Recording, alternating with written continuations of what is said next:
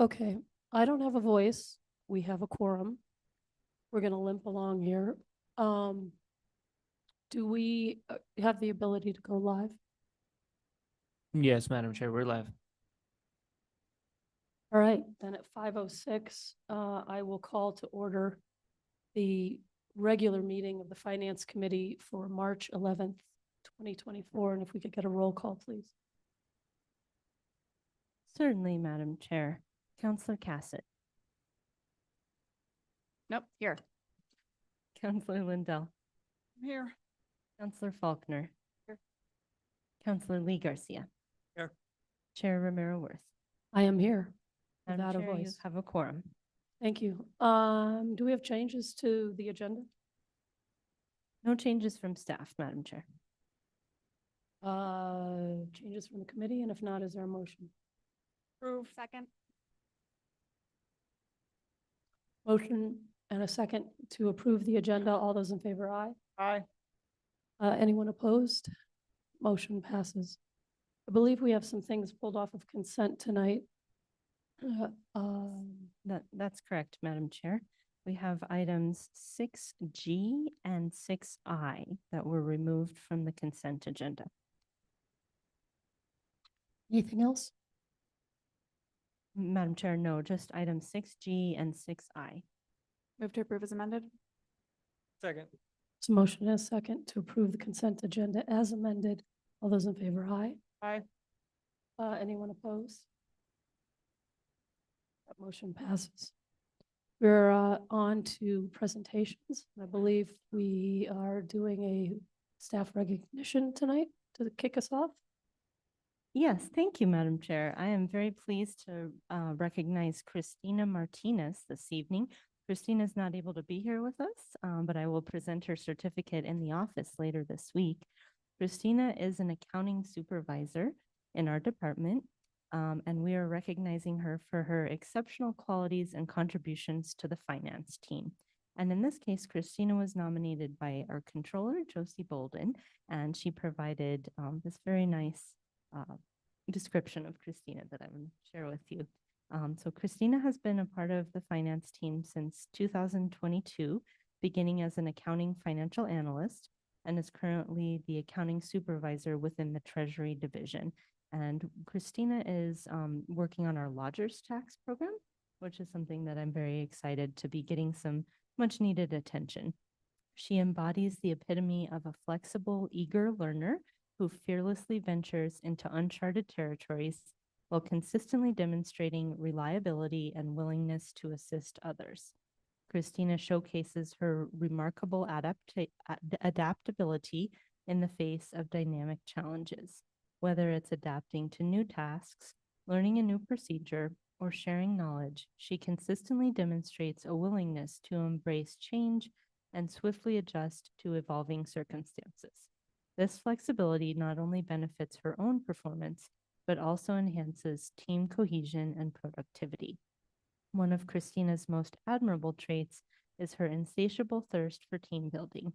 She approaches every task and opportunity as a chance to build and uplift the team.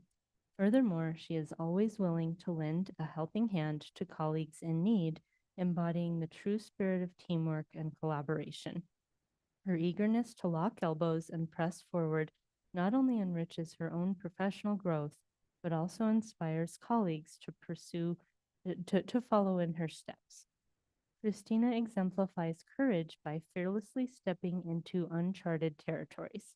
She approaches new challenges with a positive mindset, viewing them as opportunities for growth rather than obstacles. Her willingness to explore new ideas, methodologies, and projects not only fosters innovation within the team, but also propels the organization forward. In summary, Christina Martinez embodies the qualities of an outstanding team member: flexibility, eagerness to learn, fearlessness in the face of challenges, reliability, and a willingness to assist others. Her actions are a direct contribution to the success of the finance department. And I am very, very pleased, like I said, to be recognizing Christina Martinez this evening. We will present Christina with a certificate later this week, and we will feature her in the finance department newsletter this month. So I would invite everyone to give Christina a hand. She may be watching online. Madam Chair, I think somebody sent a text. There was a Zoom issue. I'm working on that. Thank Thank you. That was a very nice reflection on Christina. So congratulations. Sorry we can't shake her hand, take some photos, but maybe we can find a time to do that informally. So much appreciated. Absolutely. Thank you so much for the opportunity. And I just sent the Zoom link. Great, thank you. We will move forward with an audit update. Absolutely. Thank you, Madam Chair. I'm glad to have an opportunity this evening to update you on the status of the FY23 audit. So we are currently working with Carr Riggs Ingram. The audit is progressing. We are still on track to wrap up FY23 by mid-May. What we're focusing on right now over the next 3 weeks, which is the remainder of the month of March, is a push to complete substantive test work and the fieldwork phase of the audit. And with that, Madam Chair, I'm happy to take any questions about the FY23 audit. Questions from the committee? Being none, we'll go on to the presentation for classification and compensation. We have Bernadette Salazar here, who is our Human Resources Director. And really appreciate you being here, taking the time. This is, I think, the big thing happening in city government right now. So I thought it would be great to give you some time to talk to us about some of, this is in some ways a new territory, I think, for the city. We've done class and comps. Maybe you can talk a little bit about the history, and we don't have much experience with funding them. So I think some of the vocabulary may be still new. And I wanted to give you this opportunity just to visit with us and for us to ask questions. So thank you for being here. Appreciate it. Thank you, Madam Chair and members of the committee. I appreciate the opportunity to provide more information. I'll start off with an overview. As far as the compensation study goes, in keeping with our commitment to retaining and recruiting employees necessary to provide the high quality services for our community, we engaged in another compensation study in July of 2023. The study was conducted to evaluate our strengths and weaknesses of our current system, to conduct job and pay grade analysis to study the internal equity, collect peer salary data to study the external equity, and adjust the current compensation and classification plan to better reflect the market. We are very thankful for the support that the governing body has provided to allow us to move forward with the compensation study. In 2024, for fiscal year 2024, the governing body approved funding to conduct the study to the tune of $60,000. Additionally, you all approved $1.2 million to get us started with implementation of any recommendations from the consultant. So we're very appreciative of that. And I just wanted to say thank you again. So at the beginning of the study, we began by conducting informal feedback sessions with employees, supervisors, directors, governing body members, and union leaders. The primary focus of these sessions were to provide all the participants with the steps that we would take in conducting the study, a timeline, and we also offered opportunities for all participants to voice any concerns, ideas, or questions they had about the current system and the process moving forward with the study.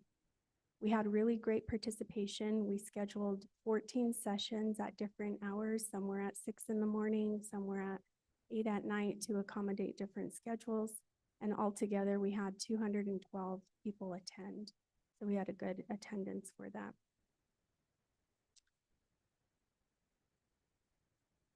Once the consultant identified who we were going to compare to, based off of the feedback that we received from our participants in the feedback sessions, as well as looking at other cities that compare to us. Taking into consideration the cost of living factor, they began their analysis, and it essentially consisted of two parts: the external market assessment and the internal equity assessment. During the external market assessment, the city's compensation was compared to average compensation offered in the market of the cities that we compete for employees with. The external assessment consisted of comparing the city against its peer organizations within its market, and it revealed that the city of Santa Fe was lagging in the market. During the internal equity assessment, consideration of the relationships between the type of work that was being performed by city employees in their classification was reviewed and analyzed.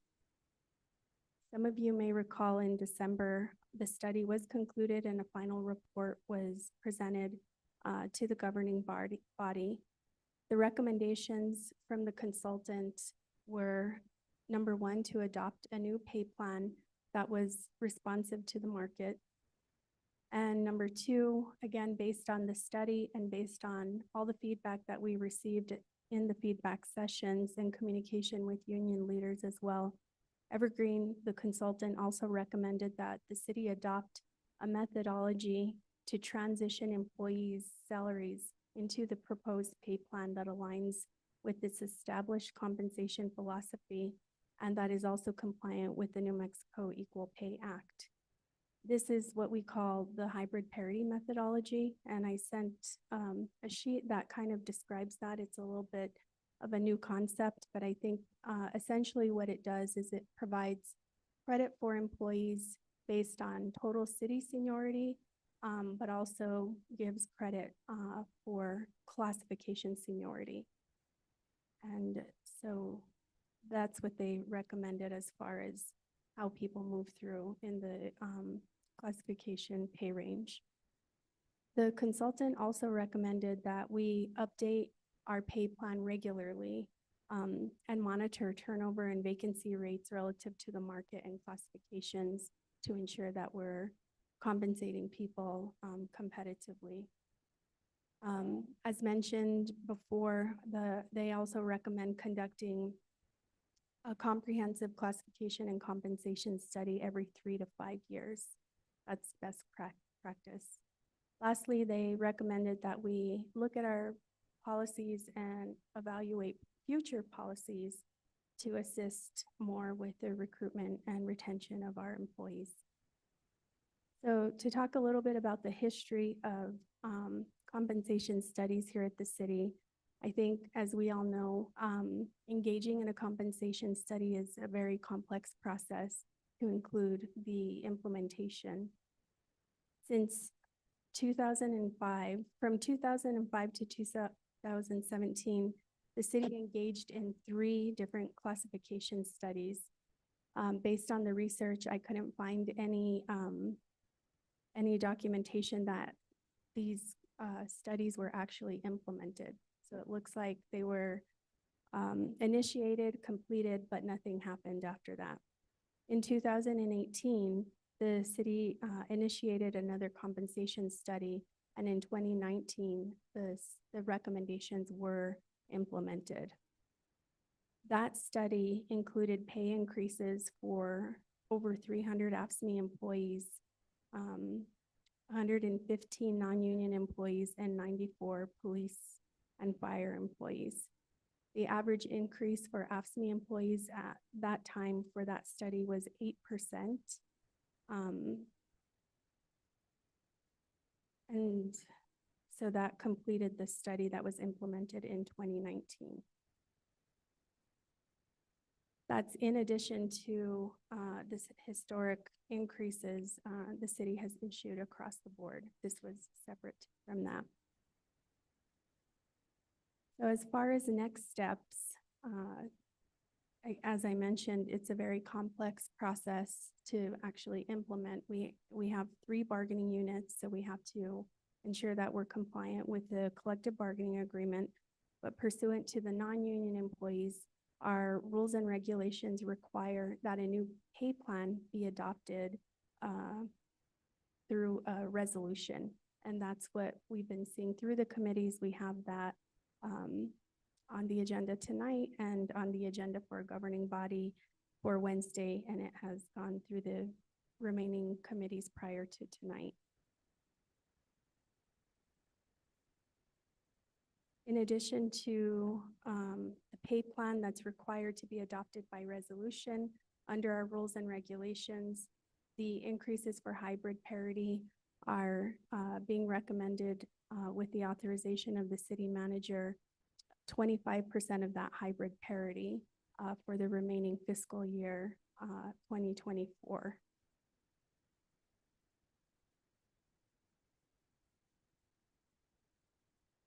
If the pay plan is implemented, then any employee who is not at the minimum of the new pay ranges would receive that pay increase who are non-union. And then the hybrid parity would be in effect as well. As far as the collective bargaining agreement, the fire union and their management team have agreed upon their amendment, and which is also being brought forward to the governing body. And the same with police. And we can go over those statistics in just a minute. The AFSCME agreement also requires approval of a new pay plan. And everything has been as recommended by the consultant. As of March 8th, AFSCME has not signed off on the recommendations from the consultant. Had the recommendations be implemented for AFSCME employees, it would have resulted in 192 employees receiving a salary increase because of the new pay plan, meaning that 192 employees would be below the recommended minimum. And the average increase for those salary increases are 7.3%. Additionally, if the hybrid parity was implemented for AFSCME employees, it would result in 615 AFSCME employees receiving another increase, and the average increase for that would be 2%. So with that, if the pay plan for non-union employees is approved on Wednesday, those increases for non-union employees would be effective the next full pay period, which is Saturday, March 16th. And that would include the hybrid parity, 25% of the hybrid parity increases. For fire and police unions who have their amendments going through the committee process and to be brought at the governing body for Wednesday's meeting would also be effective if approved on the first full pay period after approval, which is Saturday, March 16th. And we can go over the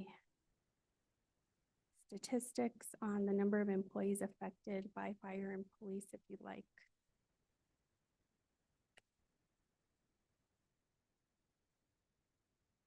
So for the police union, for their bring to minimum new pay scales, that would include 82 union employees for police receiving increases, and the average increase would be 11%. And for fire union employees, 144 employees would see an increase with the new pay scale, and this is an average increase of 15%. We did do another breakdown. I think we heard in a previous committee meeting, fire non-union, which includes our firefighter trainees who will receive a pretty large increase, an average of about 25% with the new pay plan. So they're included in non-union because they're not technically covered by the bargaining unit while they're on a probationary status, but I believe they will receive the largest increase because they were so underpaid when compared in the market survey.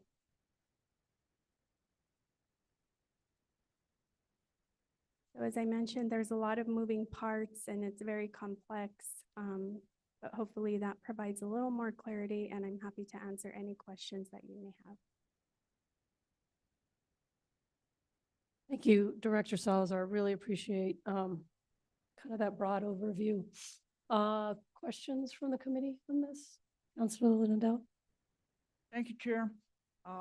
Thanks for being here tonight, Ms. Salazar. My pen wasn't fast enough. Which means I wasn't fast enough. What was the number of, AFSCME, folks, included in a raise? Madam Chair, Counselor Lindell, so there's two parts. So the first part is adopting the new pay plan, and that means bringing any employee who is below the new minimum. Uh-huh, So that first raise would affect 192 AFSCME employees, uh-huh, and the average increase would be 7.3%. okay, Additionally, if pursuant to the recommendation of the consultant, 25% of the hybrid parity, meaning how someone moves on their pay scale, would have essentially affected 615 AFSCME employees for an average increase of 2%.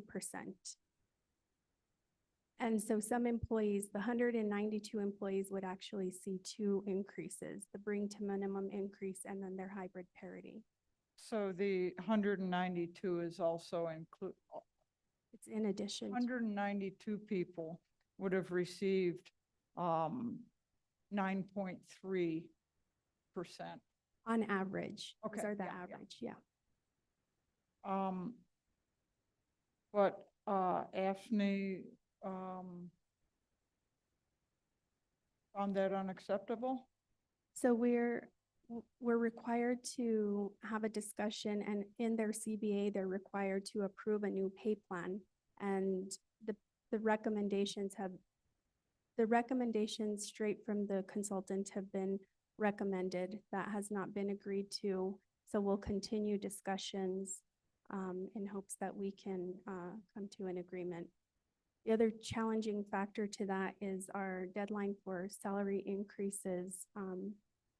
In order for the city to submit our budget timely to DFA, our deadline was Friday. So any increase requests after Friday would have to be implemented after July 1st. I'm sorry, Counselor Lindell, you spoke of a CBA, and for those listening who may not be familiar with the alphabet soup, can you just talk about that, please? Madam Chair, yes, I apologize. It's the collective bargaining agreement, the union contract for AFSCME. Well, folks would have had a raise starting in our next pay period, which you said was when? Madam Chair, Counselor Lindell, that would have been on Saturday, effective Saturday, March 16th. But now they can't possibly get a pay raise until the first pay period in July? Madam Chair, Counselor Lindell, if an agreement is reached now, the pay increases would be implemented after the first full pay period in July, yes. For 2.5 months. Yes. Okay, that's all I've got.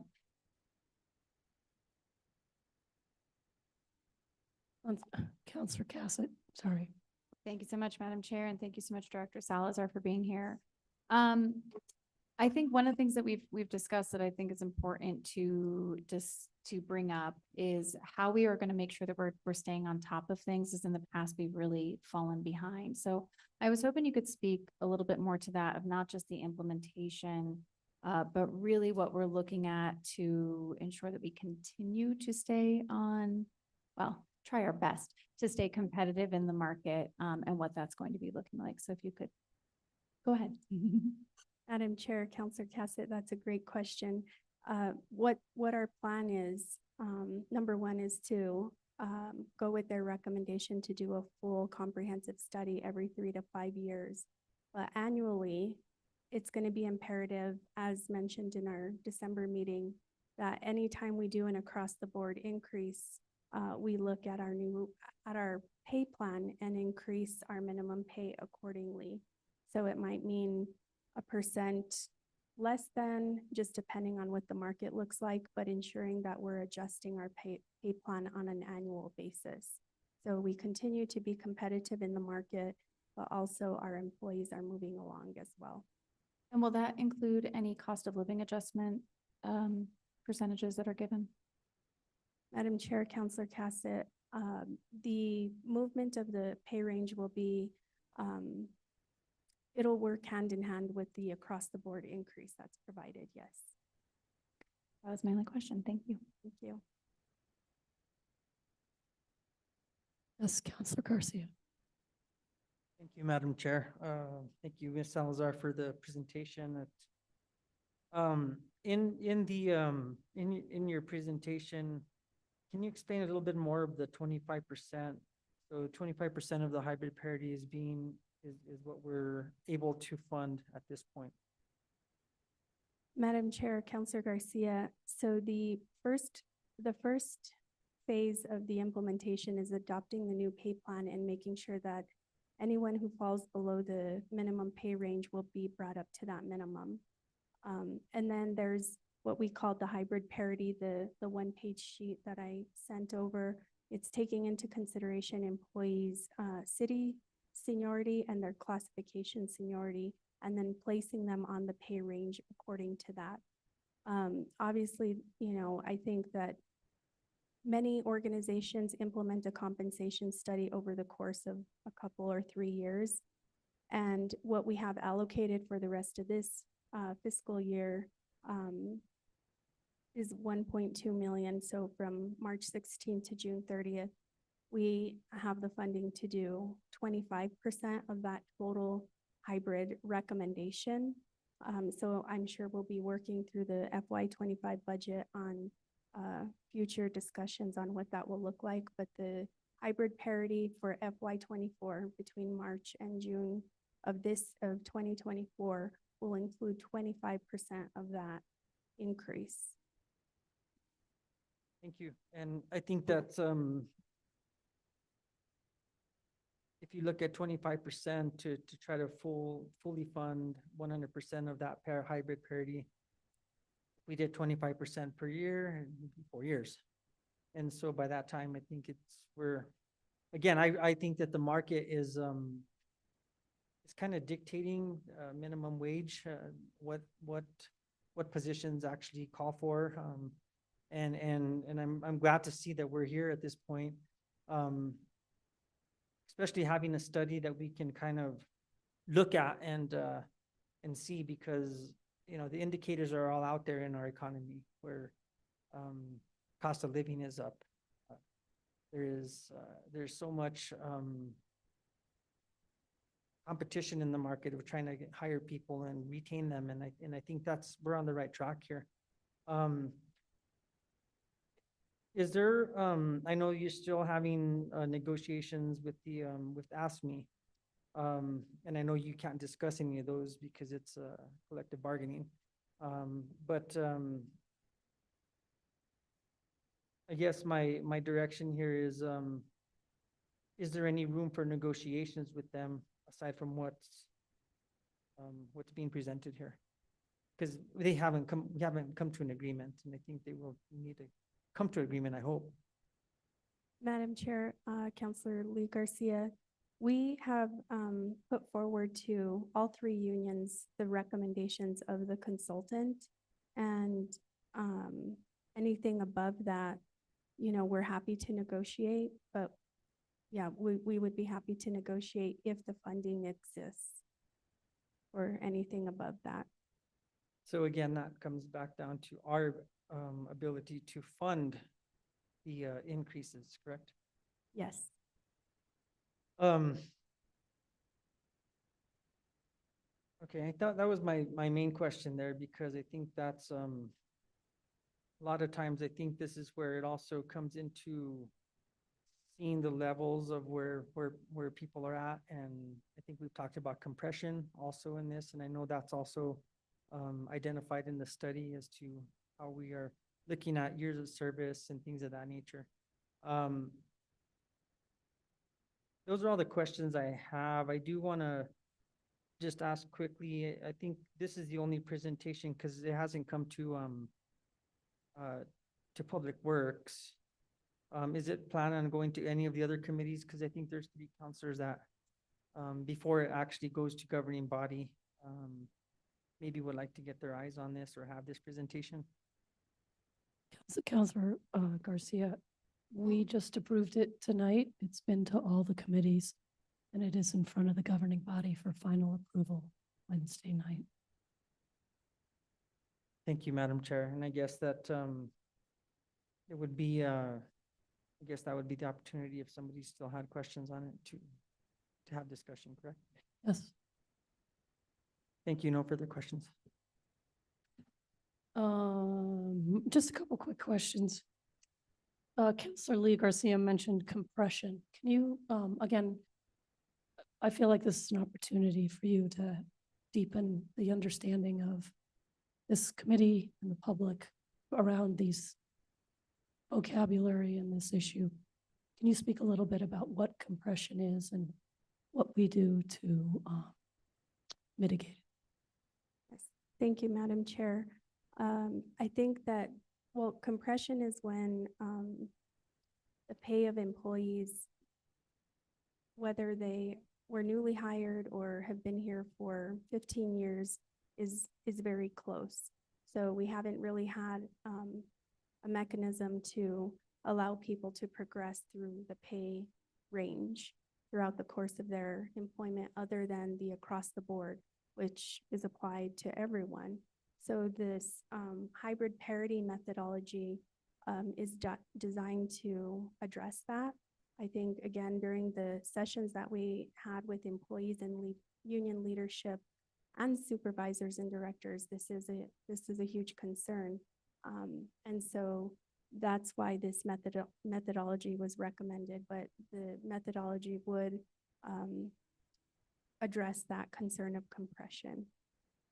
So, you know, you have someone who's been here longer and in their classification longer would be moved, you know, a little bit further in their pay range more than someone who just started out in that classification. Okay, thank you. And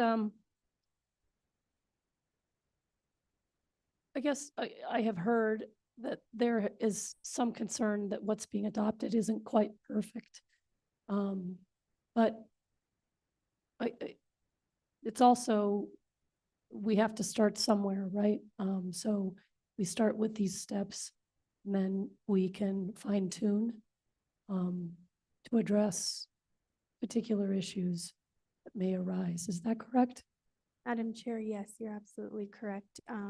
You know, a compensation study is done, you know, across the board, and it addresses a lot of things. I think this is huge progress for the city. When you look at, you know, we were lagging across the board on average around 18 to 20%, but some of our classifications were really lagging. And to see the minimum pay for those increase to where they should be is really actually remarkable, and it's exciting to see. There are going to be some positions where, you know, we need to take another look at. Maybe the market has changed even since December. We do collect a lot of data with employee vacancy or position vacancy rates. We do our best to conduct exit interviews for people who are leaving to determine if it's pay. And if we see a high concentration of vacancy rates in a particular classification, then that's an indicator that maybe, even though we have this, maybe our particular area is really struggling with applicant pool for those classifications. And then we could definitely work with the department and the finance team to address that. So yes, we can definitely look at that later. Okay, and I think you brought this up at Public Works, Public Utilities. We budgeted in this fiscal year, FY24, money so that we could get started on funding this class and comp.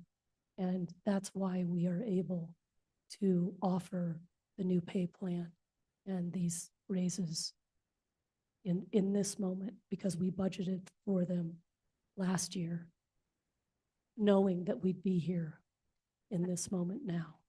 Yes, Madam Chair, I would say that you all were very diligent in forecasting what would come forward. We didn't know what the amount would be, but I am really excited that we have something to get started with. And being able to adopt a new pay plan is going to really help with our recruitment and retention of employees. But when we put our new job advertisements out there, they're going to be with the new pay ranges if it's approved. So that's really good news.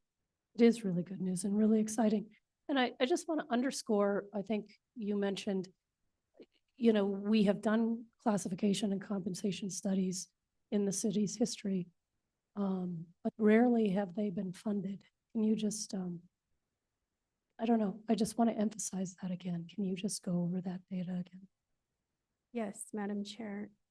From 2005 to 2018, essentially the city had engaged in at least 3 studies based on the research, and it doesn't appear that any of those were implemented.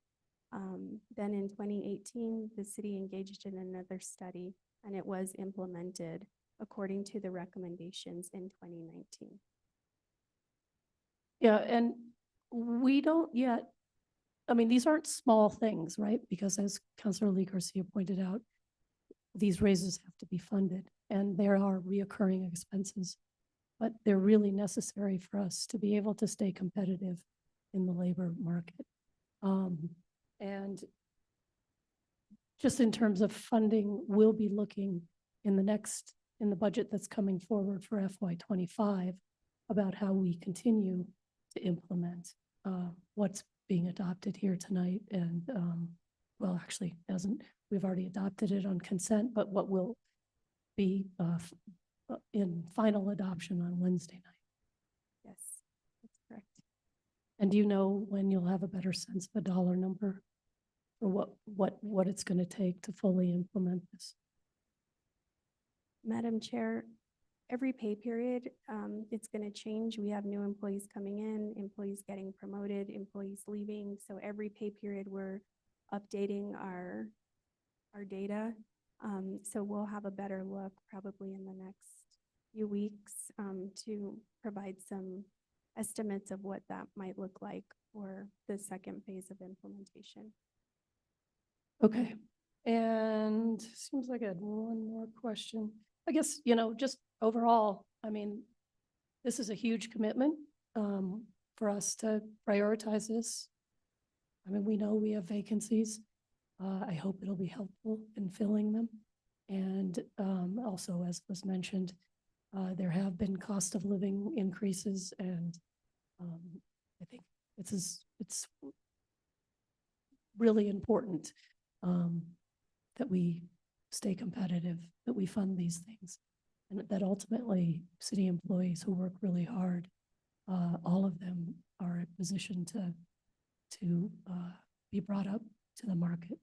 I guess one other question. So just to be clear, tomorrow night, we're adopting 3 of the 4 things we need to do. Can you again outline them? Wednesday. 2 of the 3 bargaining units and then the non-employees, but maybe you can say that better and with a better voice. Madam Chair, yes, you're correct. So what's going to be in front of the governing body on Wednesday is adoption of the pay plan for non-union employees. And then, of course, the hybrid parity, how someone moves in the pay range, will also be implemented according to our rules at the discretion of the city manager, but based on the recommendations of the consultant. So the pay plan for non-union, and then the amendment to the union contracts for the police union, and the same for fire union, which will increase their pay as well, their minimum pay. Okay, thank you. Councilor Faulkner. Oh, good job. I think this is an awesome first step. I'm excited as a new counselor that we're getting more and more competitive. I know that fire and police really struggle to keep or recruit even bodies into those departments. And so I'm glad to see that this maybe can help out with that. I know that hybrid parity from time to time can create scenarios where subordinate will be making moderately to significantly more money than manager would be, like manager would be. Did that occur? Did you find that that was happening? And if so, how did you resolve? Madam Chair, Counselor, when they made the recommendations for the pay grades, that was taken into consideration to try to alleviate that problem. We do run into some problems when, for example, in public safety, when an employee receives overtime and perhaps shift differential, and then their supervisor does not receive overtime and does not receive shift differential, they could actually be making more. But I think the recommendation has addressed it with the exception of those special paid shift differential type situations, which we're working through for those non-union employees in the event that it does cause that compression and in some instances compaction. But overall, the recommendations of the consultant did really address that.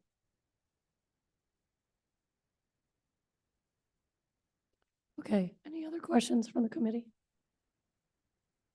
Thank you, Director Salazar. Really appreciate all the work. I know you've been putting in some long hours, and it is, though, I think overall, this is very exciting, and so glad we're doing it, so thank you.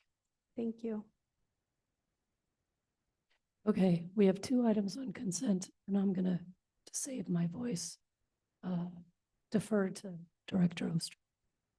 Certainly, Madam Chair. The first item that was removed from consent this evening is item 6G, and that is a request for approval of amendment number 1 to professional services agreement item number 23-0630 with Bohannon Houston, Inc.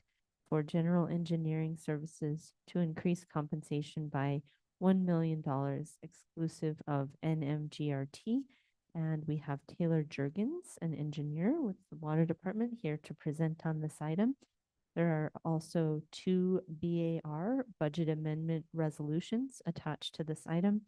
The first one is a request for approval of a budget amendment resolution BAR in the amount of $540,938 from the Water Enterprise Cash Fund to the Water WIP design for general engineering services. The second budget amendment resolution is a request for approval of a budget amendment resolution, BAR, in the amount of $540,937 from the Wastewater Management Cash Balance Fund to the Wastewater Management WIP design for general engineering services. Thank you. And I believe we have 2 counselors who pulled this. You did, okay. Okay, whoa. Whoa, all right.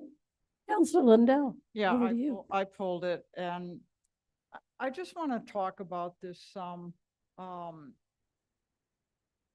This is adding $1 million on to what was already an existing $2 million, correct? Chair, Councilor Lindell, the original contract amount was not to exceed 3 million. Not to exceed 3 million. So we're adding $1 million on to 3 million. Is there anything left of the original 3 million? Madam Chair, Councilor Lindell, there is, and sort of what led to us adding this $1 million amendment is that this is originally a Public Works on-call contract. As public utilities, we didn't want to eat into Public Works' capacity to utilize the on-call. So we brought in this additional $1 million amendment used within public utilities between water and wastewater so that we're not consuming Public Works' on-call capacity. Okay. This is my concern with this. I'm not opposed to this particular request, but this is my concern about this type of request is that we get these very, very sizable amounts of money for design and engineering. And we get partway into a job and then we find that, oh, well, it's a lot more money for design and engineering than we originally thought. But at that point in time, we're already into the job with this company. So I think that it diminishes the company's motivation to sharpen their pencil on the amended work, because it would be very, very hard for us not to continue with that same company. In discussing this with Director Dupree today, I think what might be a really good idea for us to think about and to make a plan to implement is, Director Dupree tells me that there is an industry standard as to how much design and engineer work percentage-wise should cost on a project. And I think that, you know, in talking about this and pulling this and looking at it, that it might be a really good idea if we start to collect that data and make sure that we are within industry standard on the percent that we're spending for design and engineering. I mean, we have mammoth projects with millions of dollars, hundreds of thousands of dollars of design and engineering. I think it's incumbent upon us to make sure that we're paying within industry standard on these projects. So I don't have really specific questions about this request, but I think it's something that we need to start doing in a project, is to make sure that the governing body's aware of what the industry standard is and where we are on projects compared to that industry standard. And I unfortunately, probably some of this is going to fall on some type of extra work between directors in finance and directors in, whether it be public works, whether it be water, but I think it's something that we need to start looking at. So I don't have specific questions for you on this request. It's just an underlying concern that I have on all requests like this. Thank you, Chair. Just a couple questions. On-call contracts do go out to bid, correct? Chair, there is an RFP process where it is an open proposal, request for proposal for consultants to submit proposals on that are then reviewed and evaluated and scored. Yes. Okay, and I do think Counselor Lindell's idea about looking at industry standards as a benchmark for whether we're in the spectrum of cost that we should be. But I think I heard you say we're using this contract for something different than we might have initially gone out for RFP for. Did I hear that correctly? So this amendment is for an existing public works on-call. We as public utilities are utilizing that to use BHI's services. And one project in particular we will be planning to use this amendment for is an ongoing engineering design project for this Rios Road corridor between St. Mike's and St. Francis. This is a design project that involves roads, storm, landscaping, water, wastewater, several disciplines, and this is one that we're underway or we started design in 2023 on, and had been working with Bohannon Houston on that design work. On-call contract that design work had started under expired. We had to stop during the design phase, and the idea is to bring Bohannon Houston back on with a task order under this on-call to resume those design services for that project. Okay, so when we initially I think the word I want, when we initially engaged in this on-call, this particular situation wasn't contemplated. Madam Chair, are you referring to the current on-call? Well, adding this Cerritos Road project as part of the reason for that on-call. That wasn't, I guess it wasn't, we weren't aware of it when the initial on-call was created, but one thing we typically encounter with on-calls is it's sort of a general engineering services contract that gives us the ability as work comes up or as the need arises to develop scopes of work and develop task orders for scenarios like this where we need to complete design on it.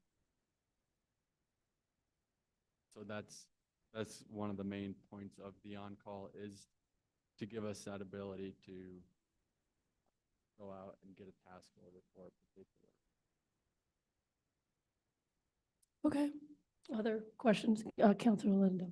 So in that situation, that would not be put back out to bid if this company was already working on it, correct? Chair, Councilor Lindell, that is correct. So that's where I have some issues with.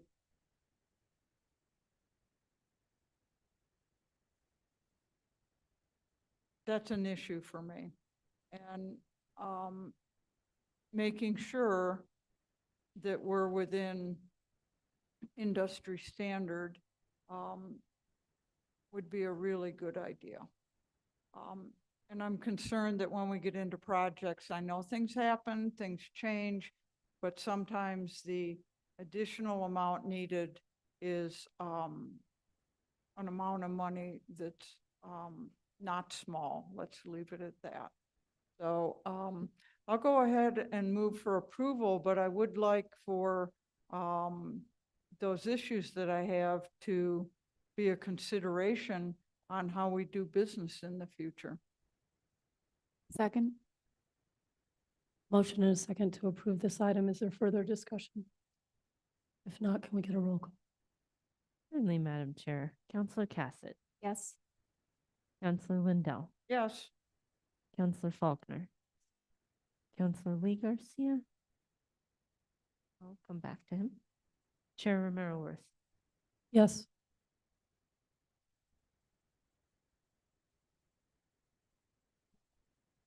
Motion passes.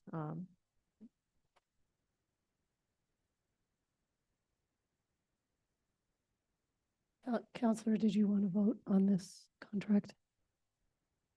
Yes. Okay, with that, we have one more item. Thank you for being here tonight and answering our questions. One more item on consent, and I just alert the committee that there are amendments that have been uploaded on PrimeGov for the item that we have under discussion. But right now we'll go to the next consent item. And I will defer to Director Oster again. Certainly, Madam Chair. So the next item is item 6I, which is a request for approval of wheeling rate agreement with the Santa Fe County to provide wheeling water through city distribution system at a rate of $2.04 per 1,000 gallons. And we have with us Director Jesse Roach of the Water Division to speak about this item. Councilor Lindell, Thank you you. pulled this. yeah, I pulled this. Hi, Mr. Roach. Just a couple of quick questions on this. Our previous rate on this was 140 something, is that correct? Madam Chair, Counselor Lindell, that's correct, but that was an interim rate. So do we go back and collect 204, the difference between 140 something and 204 on what we've already delivered? Yes, Counselor, we do. Thank you. My concern with this initially was that this is for 10 years. And then it has a opportunity for a 10-year renewal. Within that, how do we account for increasing rates over that 10 years and then in the subsequent 10 years? Madam Chair, Counselor Lindell, one thing I would like to point out about this agreement is the agreement itself is meant to stand the test of time, but there are 3 different exhibits which are allowed to change, and so in that way are a little bit more living. Exhibit A is a list of actual connection points, and that can be updated at any time with the signature of both directors.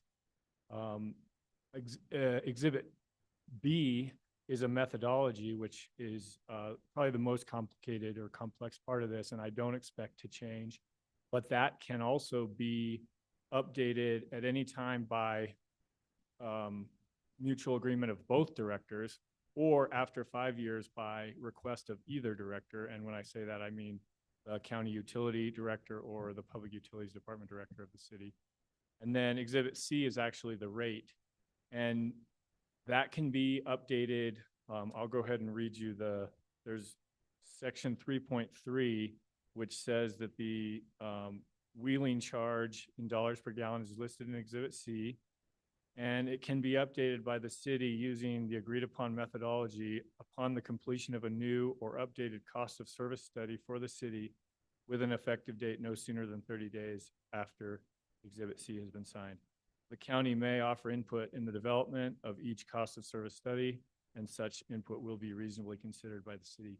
So typically we do a cost of service study every 3 years. And so I would expect that this wheeling rate will change every 3 years with that study. Thank you. Are you satisfied with this being a 10-year term? I'm satisfied with that because we can update the fee as we have new information, and we don't have to go back for a new agreement. On the other hand, there is a 1-year termination. So if we decide or the county decides they don't like this agreement, it can be canceled by either party with a 1-year notice. Okay, thank you very much. That's all I have, Chair. Other questions from the committee? Move to approve. Motion and a second to approve this item. Director Oster, can we get a roll call, please? Certainly, Madam Chair. May I confirm the second? Is that Counselor? Counselor Cass, Faulkner, Faulkner, sorry. throwing my voice, I'm very talented. Thank you, Madam Chair. Counselor Cassett. Yes. Thank you. Counselor Lindell. Yes. Counselor Faulkner. Yes. Counselor Garcia. Yes. Chair Romero Worth. Yes. Motion passes. Thank you, Mr. Roach. Okay, our last item of the evening was held over from the last meeting of this committee. And it was held over for some amendments to address some of the concerns that were raised. It is consideration of resolution 2024, sponsored by Councilor Michael Garcia, calling on the city manager to designate appropriate entities and departments within the city to ensure safe and accessible use of bicycle and pedestrian facilities by establishing a regular inspection schedule for bicycle and pedestrian infrastructure and developing and maintaining a geographic information system inventory for recording the physical condition of the bicycle and pedestrian infrastructure, and calling on the mayor to include the ongoing maintenance of bicycle and pedestrian infrastructure in his proposed annual budget. We have a number of staff here tonight to be called on as the committee needs. But what I'd like to do is go to Amendment C. And in order to discuss that amendment, we need a motion on the resolution itself. Move to approve. We have a motion and a second to approve this resolution. And now I'd entertain the consideration of Amendment C. Move to approve Amendment C. Second, A motion and a second to approve Amendment C. And to save my voice, I'm going to let Counselor Cassett start us off, and then we can jump in, and then we can have some discussion, and we can hear from staff as necessary. And I'll leave it. Thank you, Madam Chair. Thank you so much, everyone, for being here. Got a full house. So as you all can see, this is now in the packet. If you cannot see it, go ahead and refresh, and there is a red line in there. Essentially, the big change that we were looking at was how do we start to address the mechanism of funding? Really recognizing as BPAC and the resolution brought forward by Councilor Garcia really recognized that the prioritization of infrastructure for bikes and pedestrians is lacking right now. And that really wanting to make sure that there is an equitable distribution of those maintenance costs between the network for vehicular traffic as well as for bike and pedestrian. So the changes made propose that the Complete Streets Division, I'll just go ahead and read these parts. Hold on one sec. Let me pull up the red line. That will be easier. Apologize. There's a lot of whereases. Do you want me to read into the record everything? Oh, okay. Hit the highlights. Okay. So moving forward, we do talk about the maintenance of sidewalks and the responsibility of adjacent property owners and not the city, so that we make sure that that is something that is brought to the attention, and I think probably something that we'll have more discussions on in the future. As well as discussing the fact that we are a silver level bicycle friendly community. We did receive that award on February 2nd, 2024 from the League of American Bicyclists. And, you know, we are committed to continuing to be a bike friendly program, really looking at Bike Friendly America and making sure that we want to continue with that work. Okay. And then on page 6, line 3, whereas the city's Complete Streets Division oversees the maintenance of the streets, sidewalks, and drainage infrastructure of the city, including snow removal, concrete construction, grading, sweeping, pavement maintenance, engineering inspection, and drainage maintenance and administration. And the city's Parks Division oversees the maintenance of public multi-use trails. So looking at what the scope of where it is, just being Councilor Mera's voice today. So the big changes. And so Doing an excellent job. thank you. And then now therefore be it resolved. So we call on the city manager to designate appropriate departments and entities within the city to continue to develop its asset management and prioritization system to maintain and build safe and accessible bicycle and pedestrian infrastructure. As mentioned, this does very much reflect the request in the original resolution that we do have a more systematic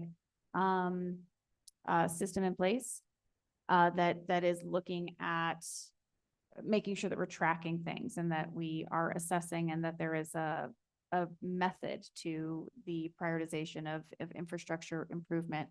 There was the request in the original for a GIS. And as I brought up last time, we have actually a few different systems that are going to be implemented or that we currently have that do really speak to this work. There's Questica in finance. There is the capital asset module in Munis.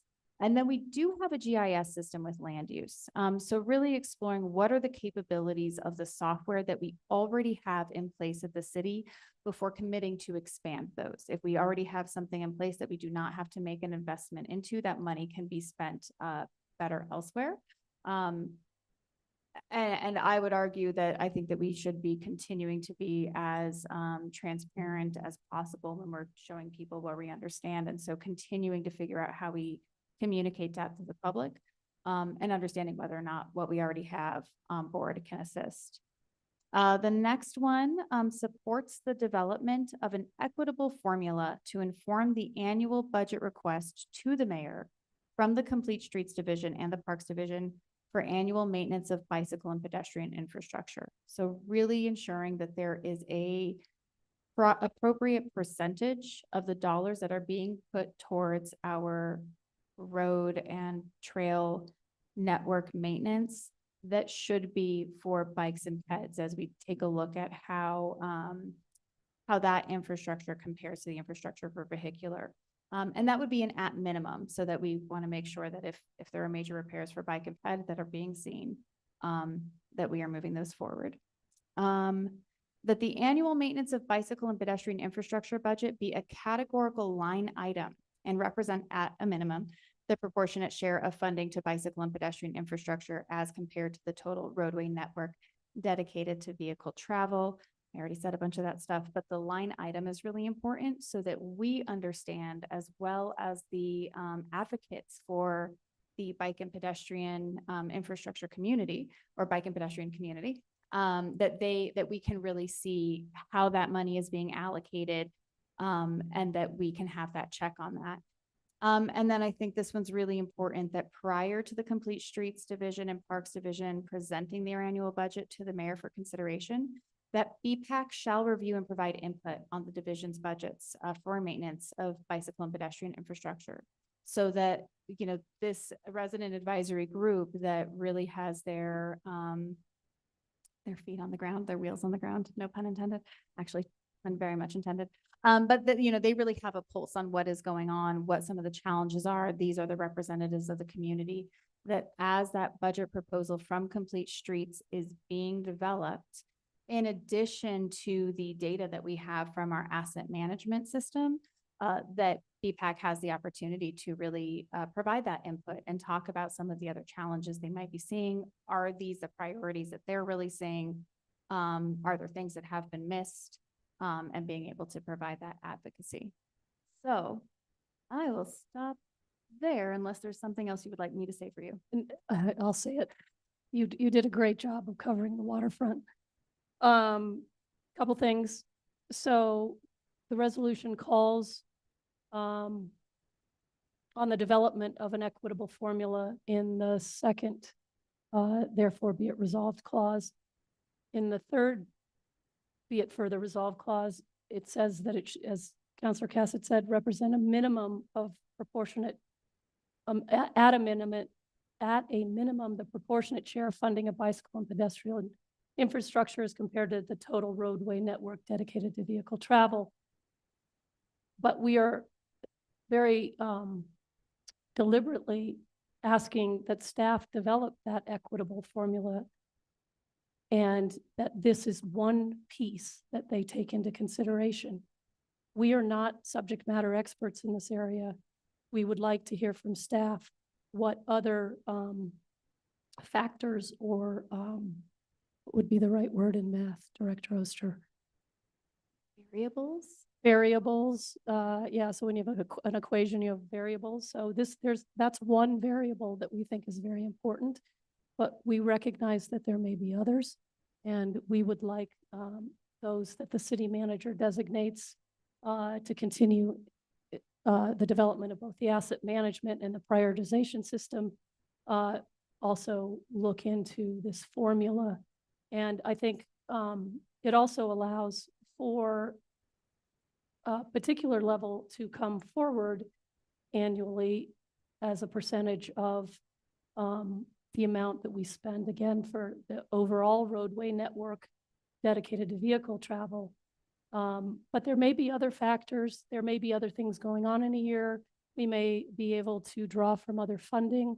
And so that number may go up or down, and it also may go up or down just depending on where we are as a city and what our needs are. And I think those things do need to change over time. So overall, I think this fixes a lot of the issues that that were identified in this resolution. I think it's more sustainable. It is more transparent in the sense that it'll have a categorical line in the budget that we could see. And it is fiscally responsible and will be able to be adjusted to meet the needs of the city as we go through the budgeting process. Counselor Lindell, did you have anything you wanted to add?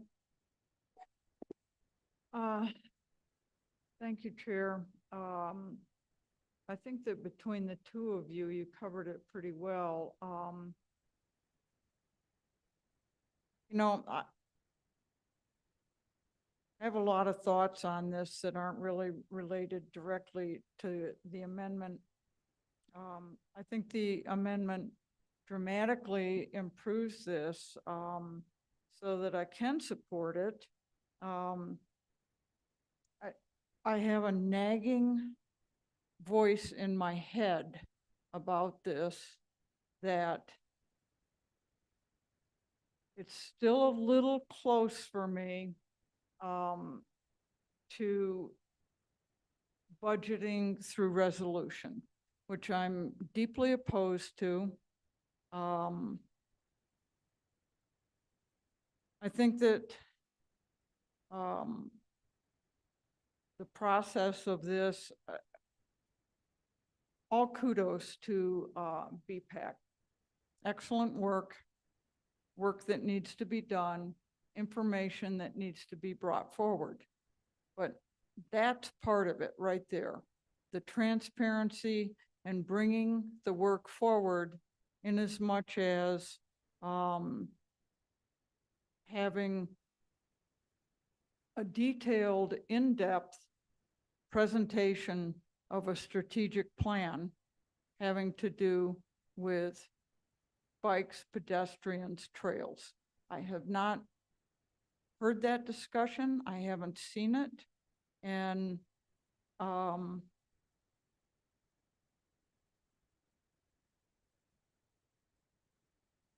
not have that and to have a resolution talking about funding, just is, that's not how I want to budget.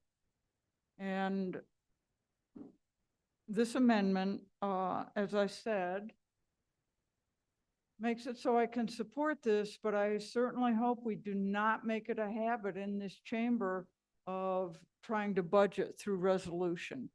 You know, we have many, many, many groups in this city that are very passionate about the work that they do. And it would be really disappointing to have every one of those groups bring a resolution about funding. It's really not how we do budgeting. We do budgeting by going to directors and asking them what their critical needs are to begin with and what we have to do.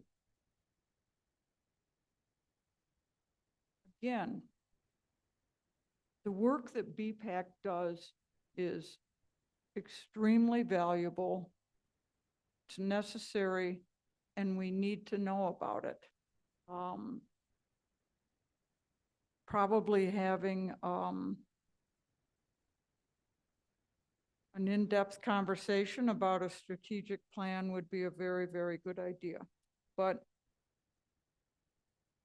due to time constraints at this point, this amendment, which I signed on to co-sponsor, so I can, of course, support it, but I think we're dangerously close to a bad path of trying to budget by resolution. Thank you, Chair. Thank you, Counselor. At this point, the sponsors have been provided time. I take questions from the committee. Counselor Faulkner. So I think it's important that the disabled community is part of this process. anything that would work for bikes would also improve accessibility around the city, especially around wheelchair accessibility. How does this amendment impact that? Because I see switching of department and entity and department. And does any of part of the amendment kind of dilute the amount of influence or participation that the mayor's council or any other disability organizations could have in the process? Because I wouldn't want to see us do a lot of work that improves it for bikes and then find out we didn't do enough work to improve it for the disabled community when we could have done it at the same time and saved money and time. Yes, I can address that. As far as where the budget comes from, we haven't moved to a different department, but I think you bring up a really great point of the other advisory committee that this would be beneficial to go to during that process of that review. And whether that would be a joint meeting of BPAC and the mayor's advisory committee on disability, or if they would go to both of them, I would be very open to including that in the amendment, because you are absolutely correct that that is an area where that could have fallen off the wayside if there wasn't that oversight. So thank you. If we can get that in, that would be awesome. Because this is stuff that if we could get it done at the same time, it's going to cost almost nothing. But if we have to go backwards, it won't get done. And I would agree. I think that's, we can add the Mayor's Council on Disability as one of the groups that reviews this budget prior to it going to the mayor, and we can do an amendment at governing body for that. It's pretty simple. Okay, thank you guys. And then the other, I actually would like it if we could even include, I don't know if we could do this. We'll talk about it between now and, but the other question I have is changing the captions. Does that change the cadence of how this piece of legislation goes through the process? This is not an ordinance, it's a resolution. So the where that gets into the issue is when you have an ordinance, we have to have a public hearing, has to be noticed in the newspaper.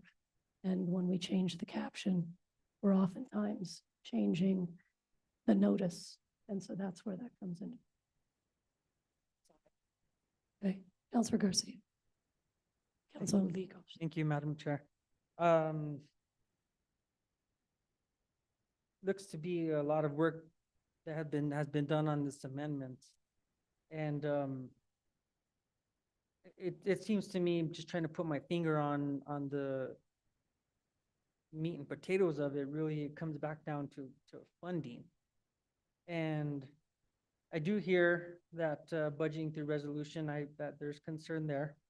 However, how do we as a governing body come together and say, okay, this is something that we want, even though it's resolution. And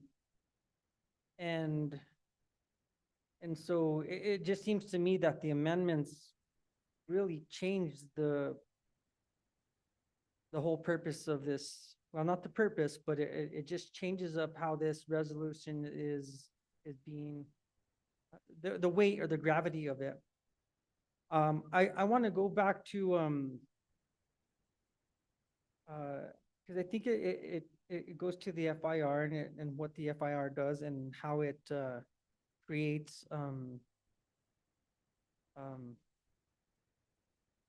funding each and every year, or at least a proposed funding or budget. And so the amendment, to me, it kind of seems like it pulls that out. And you know, the biggest concerns that I have is this has already gone through a few committees, it's been talked about. And now we have pretty heavy amendment that changes a lot. And so I guess my question is for Ms. Glorioso Mas, in regards to the proposed amount that this would affect our budget, and was that looked at from the department in regards to what could be allocated for this resolution? Thank you, Madam Chair. Councilor Garcia, Councilor Lee Garcia.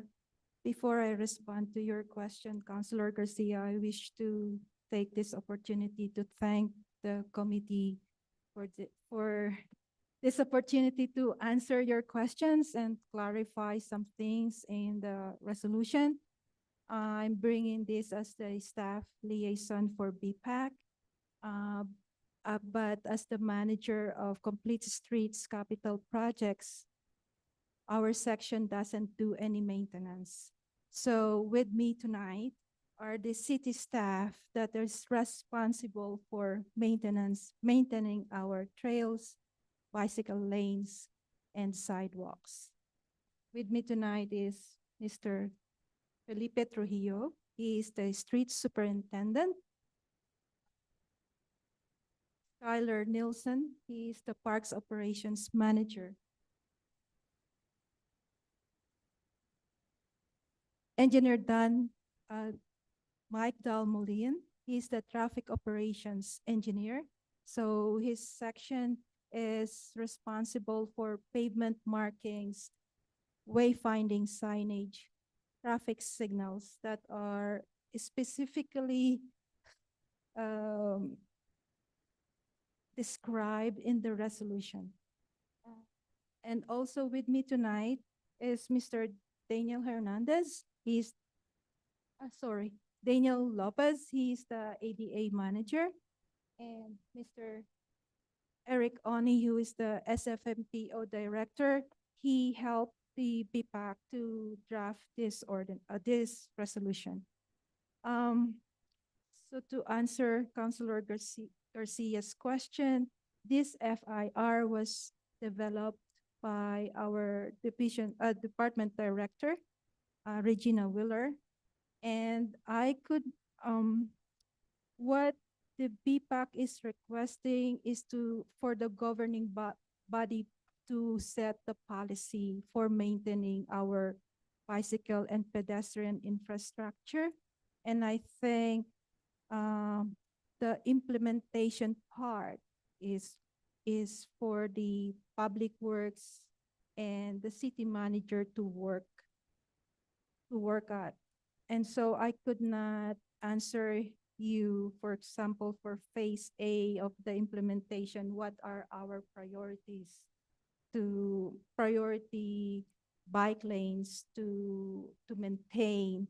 And I perhaps for the phase A of the implementation, we can focus on road bicycle lanes, bicycle and pedestrian infrastructure rather than the trails, because trails are usually used for recreation, while on-road bicycle and pedestrian infrastructure are used for commuting. People who go to work, who go to shop, go shopping.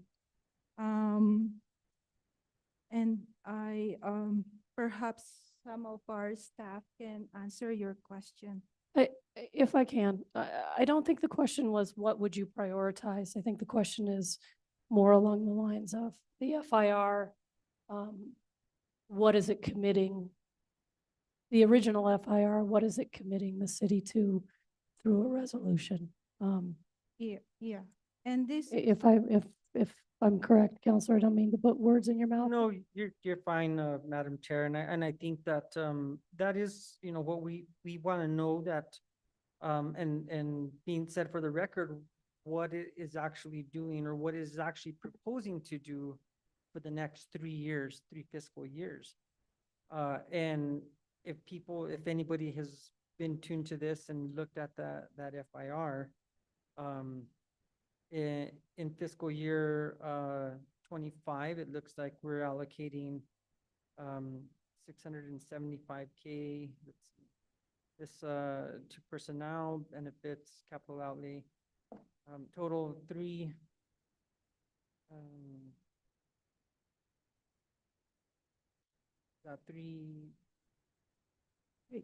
$3,000,000 right? 60,000. Yes. So there is the based on this FIR, the 300,000 will be used for software implementation and inventory. And there's a recurring cost for that, which is $100,000. And for maintenance, sidewalk condition, and ADA compliance, the FIR suggests that we are going to add staff, like 3 staff for sidewalk maintenance, 1 supervisor, 1 inspector, 1 project specialist for $250,000. Hearing attorney fees, etc. That also includes for one-time expenditure for trails and sidewalks in parks. We need to purchase 2 ATVs for $80,000 and 1 crew pickup for $80,000. That's a total of $160,000. And for keep bike lanes clear, we need additional 1 plow truck and dump truck for $400,000. That's, I think, the one-time expenditure for $860,000. But as I mentioned before, this is for the implementation of the resolution as a whole. What I'm suggesting to the committee is for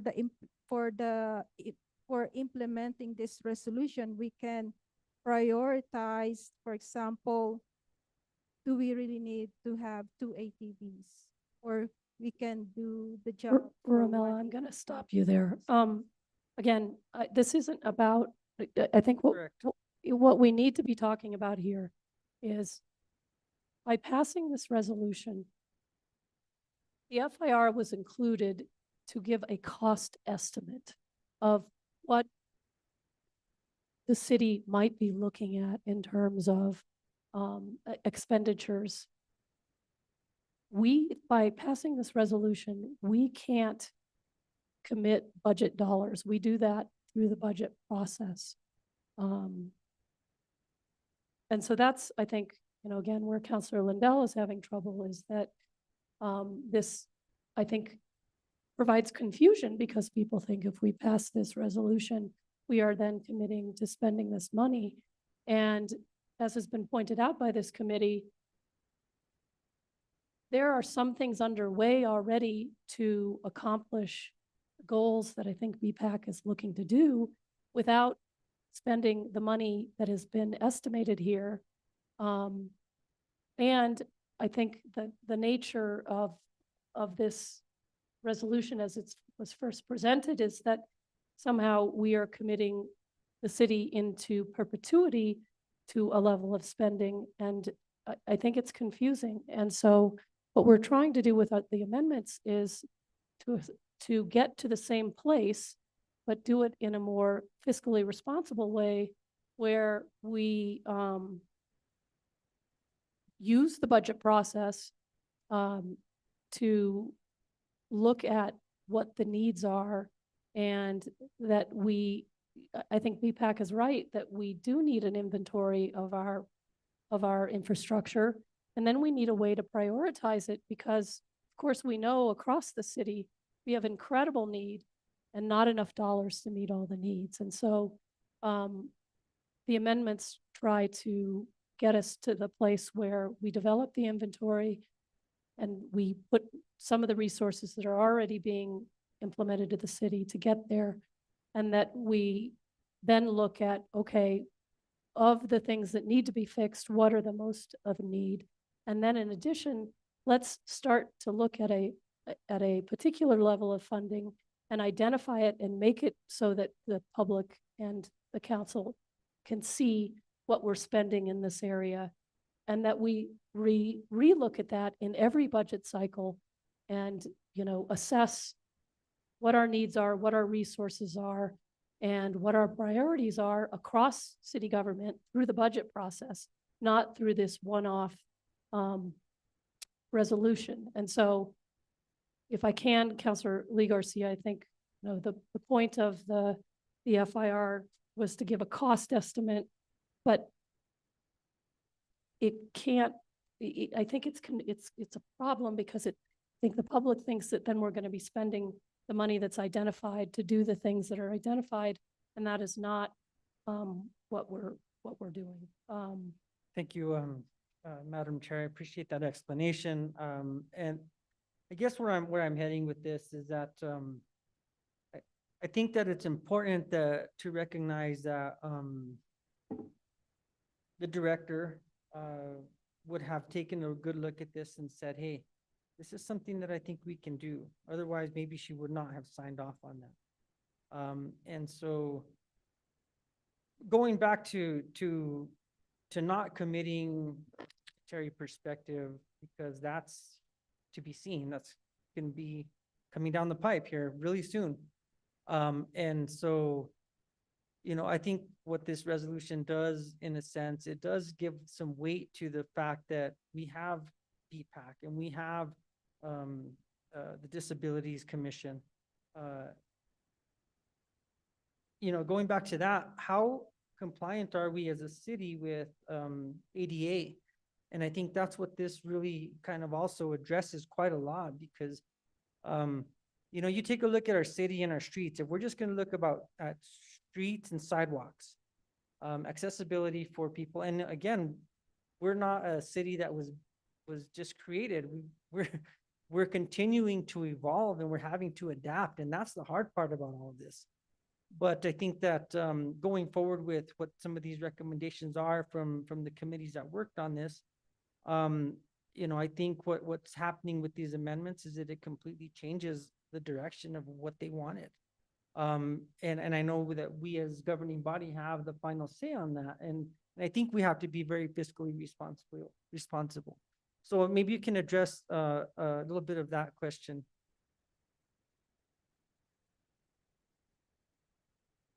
Okay. Daniel Lopez, Equity and ADA Manager.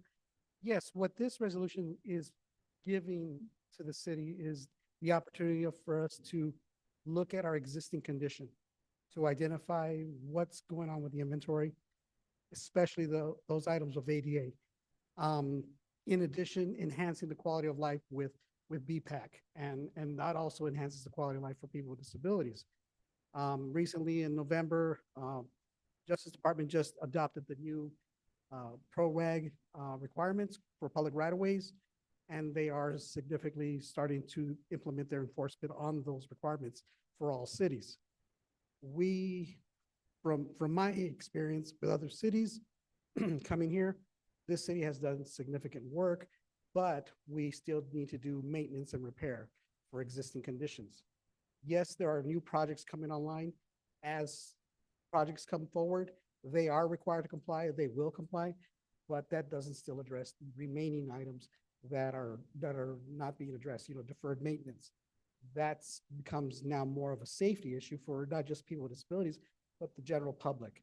And also it impacts our visitability for tourism. And so this step that the resolution takes enhances more than just quality of life. It helps us comply with the requirements under ADA. So this is going to assist me in knowing where we're at and what I can recommend to Mayor and Council of the priorities in accordance with Department of Justice requirements. So by passing this, we're taking steps forward to improving our situation.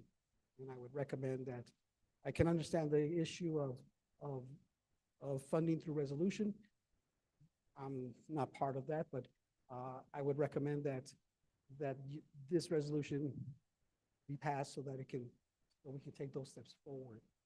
So, Mr. Lopez, thank you for that explanation. What is the amendments to this resolution do to? What was the amendments? Go ahead. Well, the amendment really changes up the scope of this resolution, which basically it slows it down quite considerably. And I think that maybe it may be time to ask that one of the sponsor, which is Councilor Michael Garcia, he's here tonight, and get his perspective as to what this changes, and I know it's up to the chair to allow him to speak if you like, but I'd like to hear a little bit from him in regards to what these amendments do to this resolution.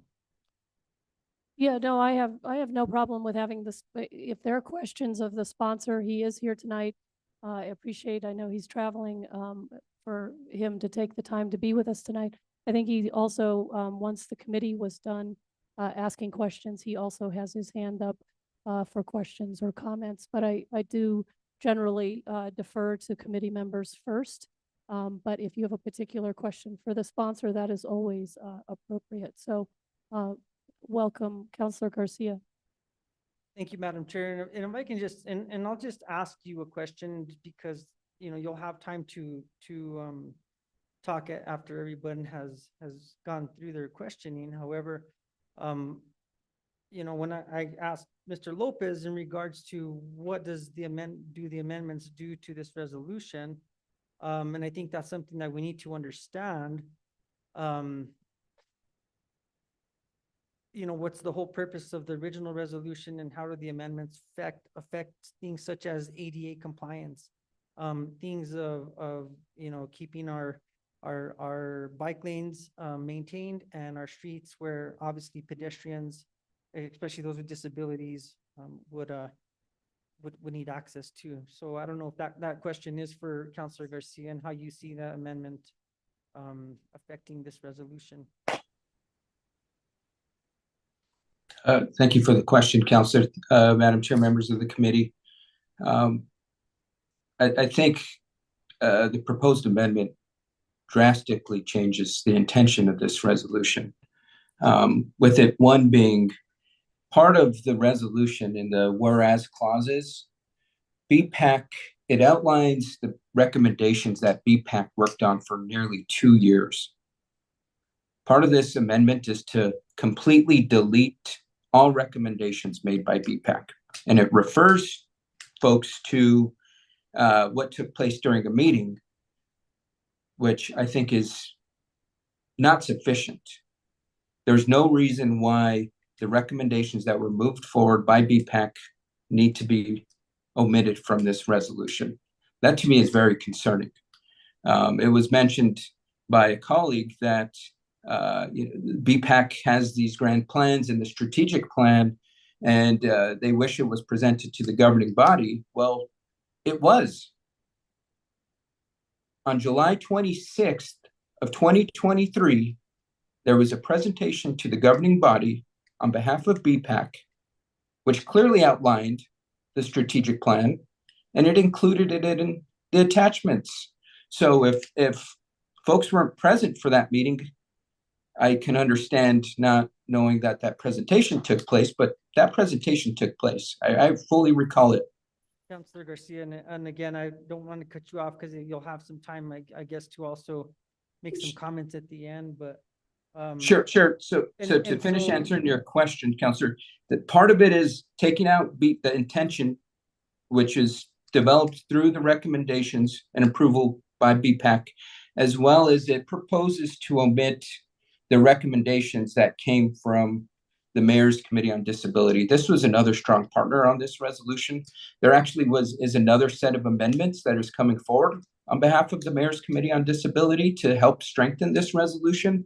And to propose to omit that the recommendation also came from the Mayor's Committee on Disability, that just breaks my heart, to be honest with you. And I think I appreciate the councilor's approach on trying to strengthen this, but what it does is it takes away the original intention in regards to the recommendations by BPAC, working in collaboration with the Mayor's Committee on Disability, and it will slow down a process where we are already out of compliance, and it's going to further cost us money, whether it's through injury claims or out of compliance on federal issues, ADA issues, because if we slow it down and we don't begin to implement resources this year, we're going to be waiting another year. I mean, just last year, there were hundreds of thousands of dollars in claims that the city had to pay for injury claims due to our bicycle and pedestrian infrastructure. That is not appropriate. Thank So, you, Counselor. And yeah. that answers my question. And again, so for me, it comes to like, where do we start and when do we come to the table with really looking at trying to do some of these things? I know that it is in the form of a resolution. I think that somebody else was going to make a comment here, and I don't recall your name, but I'd like to hear what you had to say. I'm Michael Dalman. I'm a professional engineer. I'm in charge of the traffic operations team, which controls the striping, traffic signals and all that. Just wanted to give you an idea of our maintenance budget because it might give you a bigger picture of how this could influence it. I get about $100,000 for signs and pavement markings.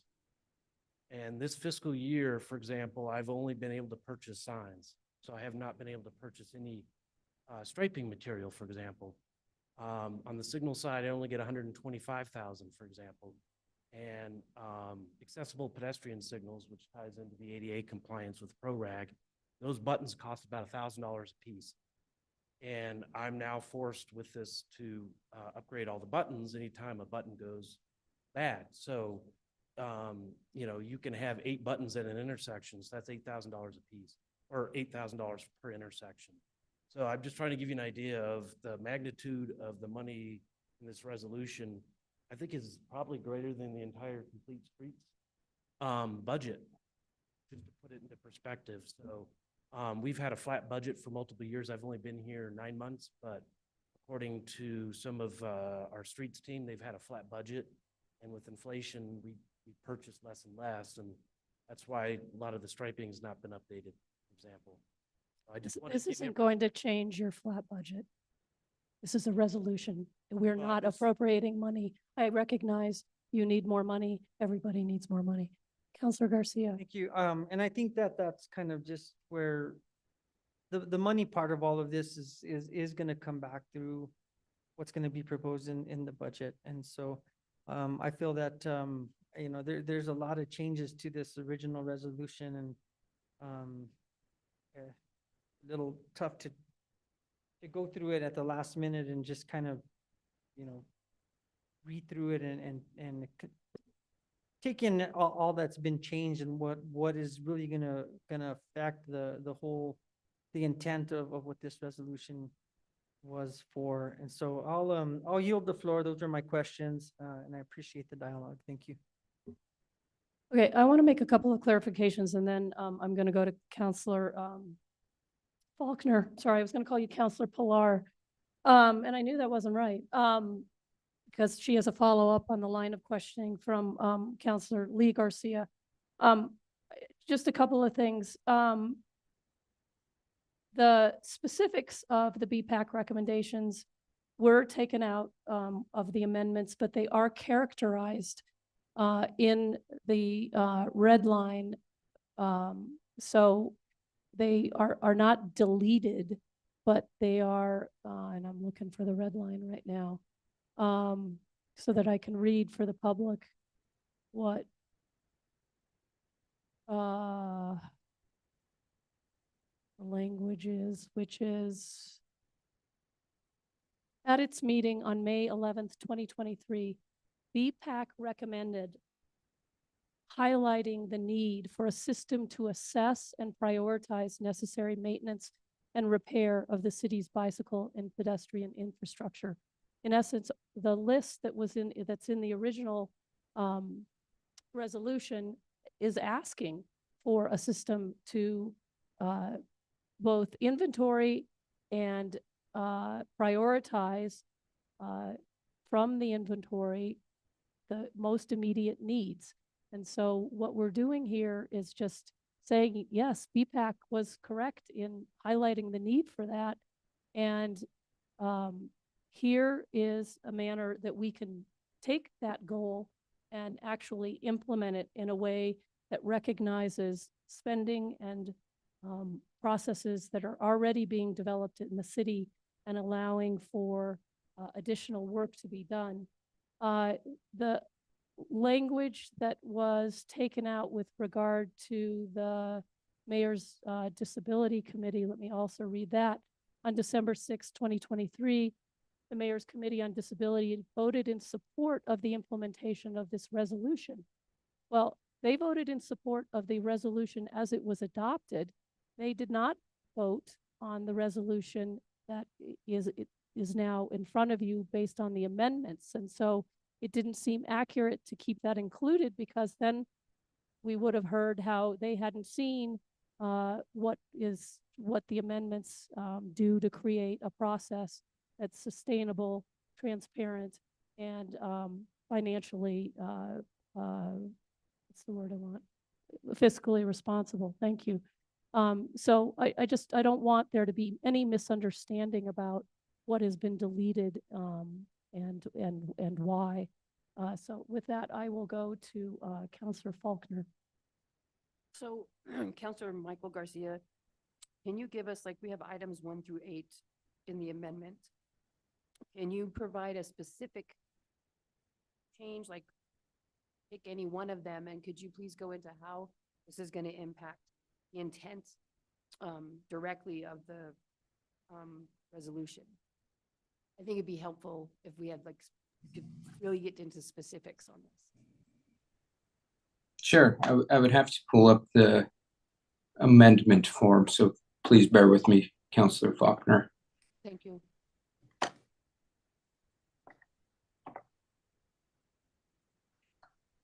And what I'm looking for is, what was the intent, and which of these items specifically changed directly the intent? That makes sense. Sure. Thank you so much. And how. Okay, so we can go one by one. Delete entities and replace with departments, and then Amendment 2 is delete departments and replace with entities. They're just swapping them out. You would have to ask the creators of the amendments why they're proposing to swap them out, because it's our legislative team that drafted it that way. So I couldn't clarify for that, why that amendment is being proposed. Amendment 3 changes the caption, because what is ultimately being proposed in the therefore be resolved section changes the intent. And that's a clear example of the caption being changed, because they're changing of what was the original intent of the resolution. Amendment 4, whereas the BPAC has also created a BPAC strategic plan. So they're proposing to eliminate language that states in this resolution that BPAC created a strategic plan. I don't know why the sponsors are proposing that, because that's fact. BPAC created a strategic plan. They're wanting to omit that. Amendment 5, insert whereas it is important to note that the maintenance of sidewalks is generally the responsibility of the adjacent property owners and not of the city. Okay, I'm full in support of that. That's part of the intention of this, is to really help the public be aware of what is public, what is private. So let's get on to number 6. Whereas on December 6th, the Mayor's Committee on Disability voted in support of the implementation of this resolution. I don't know why they're proposing to delete that. Councilor Romero Worth mentioned that the resolution that they saw was not what BPAC passed, and actually it is what is in front of you now. That is the resolution that I had changed. And so it is ultimately the resolution that is in front of you today. And following the Mayor's Committee on Disability heard and reviewed this resolution last week and was still in full support of it. And as I mentioned, they have some additional supports, and they have some additional whereas sections they would like to see included in this resolution. That is an amendment that is getting cleared right now. It submitted these amendments last week. On page 4, line 2, that's Amendment 7. So this is where they are proposing to delete the recommendations made by BPAC. So as I mentioned to Councilor Garcia, BPAC worked for nearly 2 years on developing what they felt was a strong, thorough plan in regards to how the city could develop a process and a sustainable process. That's what's shocking to me, is that the folks thought that this was not sustainable. The proposed plan was sustainable, and a sustainable process based off the recommendations from BPAC. So they're proposing to eliminate all recommendations from BPAC and clearly making a footnote saying there were recommendations made by BPAC. I strongly believe these recommendations need to be in the resolution as was approved by BPAC. And then there is recommendations to include some additional whereases, that League of American Bicyclists honor the city with the silver level bicycle friendly community. Great, that strengthens it. Proud of that. That was on behalf of BPAC and some of the work that the city does. So let's add that. Let's see, city recognizes the city for creating good transportation and recreational resources. Yes. So it's proposing to strike the recommendations from BPAC, which is kind of shocking. Strike the recommendations from BPAC and replace it with some whereases that have no relevance to the recommendations from BPAC. So that was a question I have for the sponsors. Why not just strike it and then have a separate amendment to include those? And then Amendment 8 is it strikes the word by and replaces it with that. I think that's grammatical. That was legislative team that drafted. So Amendment 9, governing body adopts recommendations and replaces it with, so this is where it's beginning to change it. It's replacing the governing body adopts BPAC's recommendations. So it's not saying the governing body no longer wants to adopt BPAC's recommendations, but it's calling on the city manager to designate appropriate departments and entities within the city to continue to develop its asset management and prioritization system to maintain and build a safe and accessible bicycle pedestrian infrastructure. Well, that's what the recommendations said in so many words. So tomato, tomato. On line 5, asks the mayor and subsequent mayors to include adequate funding to accomplish the plan in their respective proposed annual budgets, replacing the beginning fiscal year 25. So that came about because Director Wheeler strongly felt that within her budget, there was the resources to implement this plan. That's where that FIR came about and these resources came about. And it's unfortunate that Director Wheeler's not here to speak to that. And then it says to replace it with supports the development of an equitable formula to inform the annual budget, to request the mayor from the Complete Streets Division and the Parks Division for annual maintenance of the bicycle and pedestrian infrastructure. What that is missing right there, which is a huge component of this resolution, which is the development of the required ADA infrastructure. And Daniel can speak to the requirements that are in there. It's noted in the FIR last August. There were new requirements passed. And if we're not in compliance, we're going to start facing fines. And so what that does is it has no noticing of ADA. It's just completely around the bicycle and pedestrian infrastructure for maintenance, not for the development. Because that is also another component of this, is developing the infrastructure, developing the interconnectivity within the city, developing the ADA required accessibility for our entire community. So that huge red flags went off on that one for me. And then 11, directs the city manager to implement these recommendations, and it replaces it with annual maintenance of the bicycle and pedestrian infrastructure budget to be a categorical line item and represent at a minimum the proportionate sharing of funding to a bicycle and pedestrian infrastructure as compared to the total roadway network dedicated to vehicle travel. That one, I think that's fine. If we want to have a formula created, but the formula also must ensure that it's not looking at just solely maintenance, but it's also the development of this infrastructure. because a huge component is making sure that we are ADA compliant. And then it adds another, be it further resolved that the Complete Streets Division and the Park Division representing their annual budgets to the mayor for consideration, BPAC shall review and provide input on the division's budgets for maintenance and bicycle pedestrian infrastructure. I'm full support of that, but as we all know, the budget process,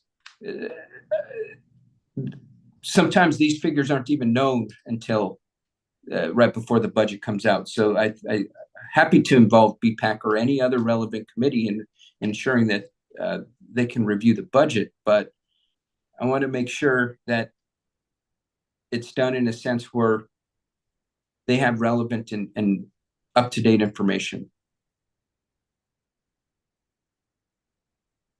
And so what's missing here is that there are no funds going to be requested in the fiscal year 25 budget as was requested in the initial, the current version of the resolution.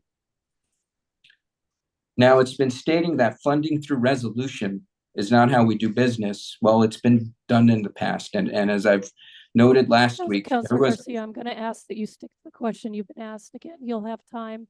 to Sure, make your sure. So comments it's later. So I'm going to go back to Councilor Faulkner. So could we, just for the sake of clarity for me, if you'll be so kind, Michael, so which of these items are you okay with? So we can take those off the table for this, you know, what's going to work and what's not. I mean, so if we go one by one, Amendment 1, it's just swapping words. That's fine. I don't know what the intention is around that. Amendment 3 is changing the entire caption. So I think we've got to skip that one for right now. Let's see. Amendment 4 was deleting that BPAC created a strategic plan. Absolutely. I mean, if this gets passed tonight, I'm going to introduce an amendment to reintroduce it, to put it back in the resolution. So just a heads up on that. If there are certain things that pass in this, I am going to introduce another amendment to adopt it back into the resolution. So that is one thing I will hopefully adopt back into this resolution. Item 5, I'm okay with that one, where it's talking about the property is sidewalks are generally the responsibility of adjacent property owners. I'm fine with that. Number 6, where it's requesting to delete that the Mayor's Committee on Disability voted in support of this. Absolutely, I'm not in support of that. And if that passes tonight, I will introduce an amendment that not only confirms that it got the support on December 6th, but as I noted, I will be introducing further amendments that further states the Mayor's Committee on Disability support on this. Amendment 7, that is requesting to take out the recommendations made by BPAC. Again, if that, I'm not okay with taking that out. So if this gets passed tonight, I'm going to put an amendment to put it back in. Then it asks to take out the BPAC recommendations and replace it with a few whereas clauses. I'm okay with putting those whereas clauses. It shouldn't be either or, right? It shouldn't take out the recommendations from BPAC and incorporate this language. It should be both. So I'm okay with incorporating those whereases, but I'm not okay with deleting the BPAC recommendations. Item 10 was a technical. We were on 8. Yes. Item 8, technical, fine with that. And then 9 is where we get into the meat of it.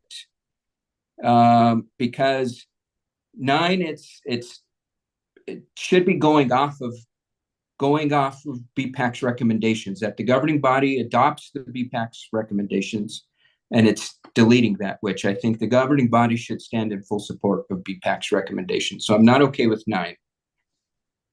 Number 10, I think this one's a bit tricky because as Director Glorioso Mas had mentioned that the Complete Streets doesn't deal with maintenance. So that one's a bit tricky. So I'm a bit confused on the intention around that one because the original language, it's very catch-all, very broad, whereas what it's proposing is very kind of more micro, and it's asking the Complete Streets Division where I would ask for clarification from Director Glorioso Mas if she deals with maintenance of bicycle and pedestrian infrastructure, because that might need We're to be gonna changed. pause right there for clarification from Director. Okay, Not the director, I am, I wish I am, but I'm not. I'm a Tonight, you're a director. capital projects manager. Thank you for that question. Complete Streets Division has 4 sections. My section is capital projects, which we don't do any maintenance.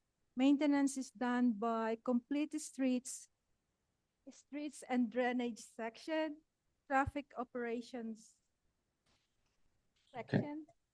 So they're both here. So, and the parks, the parks and open space, they are in public works, but they are not Complete Streets. They are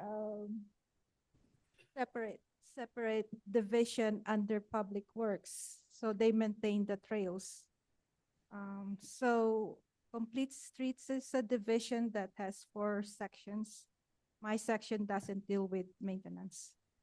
Is there one of the sections in Complete Streets does deal with maintenance, right? There are 2 sections in Complete Streets. That deal. Streets and drainage Huh? and traffic operations. Okay, so then it seems like this isn't to that. You might just have to add parks. It's in there. Cities. parks. it's in there. And I think what probably needs to be added to this one is that because the way it reads, it says proportionate share of funding to bicycle and pedestrian infrastructure as compared to the total roadway. So it should, we need to ensure that there is the development. It's not only looking at maintenance. So annual maintenance of the bicycle and pedestrian. So it's annual maintenance and development of the bicycle and pedestrian infrastructure. We have to ensure that we're not just happy with what we have and maintaining it. We have to be building a bigger and broader network, not only of the interconnectivity, but building that bigger and broader network that is ADA compliant. And then, so I think with that, we just need to figure out how we add and incorporate development and not solely focus on maintenance. And then if we get to number 12, again, we put not only because it says the last part of the sentence, provide input on the division's budgets for maintenance of the bicycle and pedestrian infrastructure. It should also include development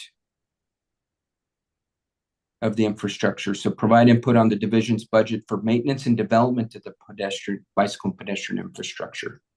Because again, that is a big component of this resolution. The intention is not just to maintain it. It's to develop it out for interconnectivity as well as ADA compliance, which is required by law. So hopefully that helped, Councillor Faulkner. So much.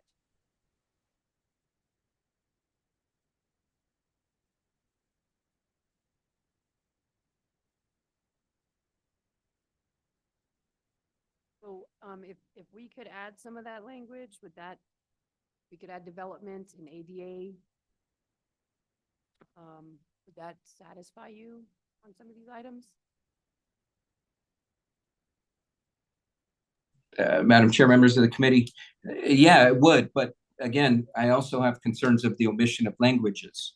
But the proposed omission of the original language that's in this resolution.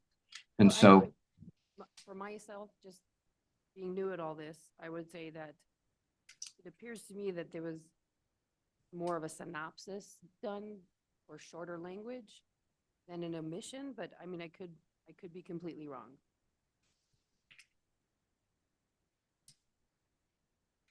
Like it seems. like- I think, and I would have to defer to the entire BPAC, but as somebody who worked for nearly 2 years on really getting into the weeds and into the thick of these recommendations, and to omit what was kind of the substance of this topic for so long, and only refer to it in this resolution as the committee talked about it and approved it in this meeting, I'm not okay with that, as well as the actions taken through this resolution aren't reflective of the recommendations that were made by BPAC.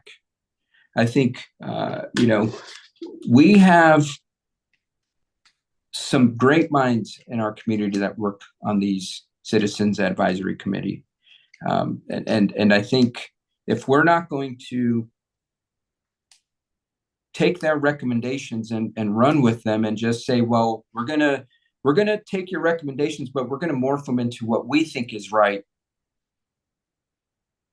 I think that's very discouraging. So what kind of? And I think, again, this passed a governing body council committee 5-0.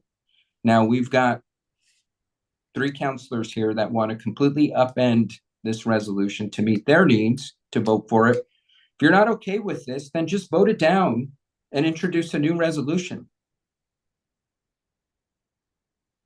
Okay, Counselor Faulkner, are there any other questions you have?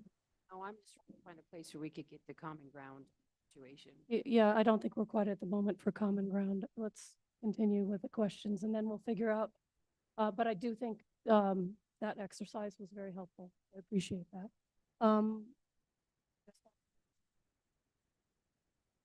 Counselor Lindell and then Counselor Cassett. Thank you, Counselor or Chair.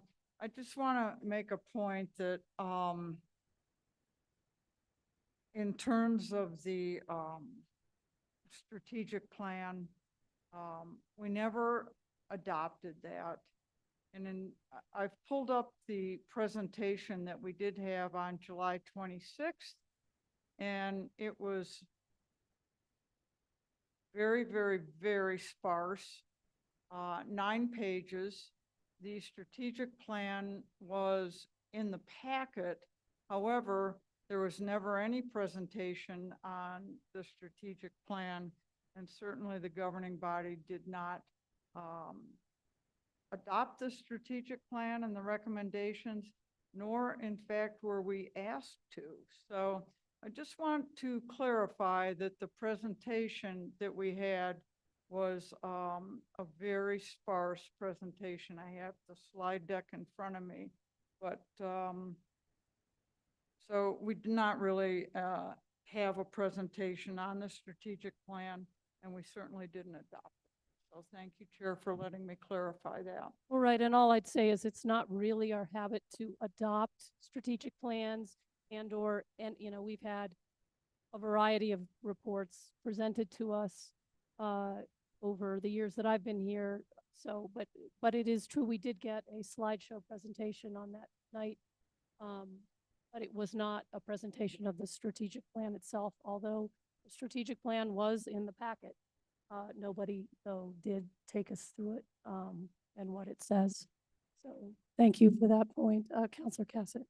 Thank you so much, Madam Chair. I have a few clarifications, a few comments. One of the big ones is I would prefer, Counselor Garcia, if you did not say what my intention was, which was not to replace what BPAC said and say what I think is better. That was not what we were doing here. As Counselor Faulkner mentioned, we did make some changes in language. The intention was to look at what BPAC was recommending, and then take a look at how it was integrating with our process. And, I understand, I hear from staff, I understand there's a lot of funding gaps. We're not the only department that has massive funding gaps. I said the other day, if I could, I'd bring a, resolution to 15 new FTE to land use. Like, we're not doing that as part of this process. And so that does not prevent this department, though, from working with finance and in the budget process to say, these are the policy goals and these are what we need to achieve them. And that's part of the budget hearings for us. And that's part of, bars for us is for, really to be getting that information of this is what we need. What does that mean for what we're not getting? Where do those dollars come from? It's not an easy process. And I think one of the key issues, that we have talked about is this development of our budget process. And we have all recognized that we, would like to continue to develop it, and how the counselors have more say in it. And we've been, we appreciate Director Oster bringing us in for interviews, and to have those conversations about our policy priorities and how those may fit in. But I do think, and I think we're getting some mixed language. Last week, we got kind of this like, well, this doesn't allocate money because it's a resolution. And now we're getting this, if we don't pass this resolution, we're not going to allocate the money.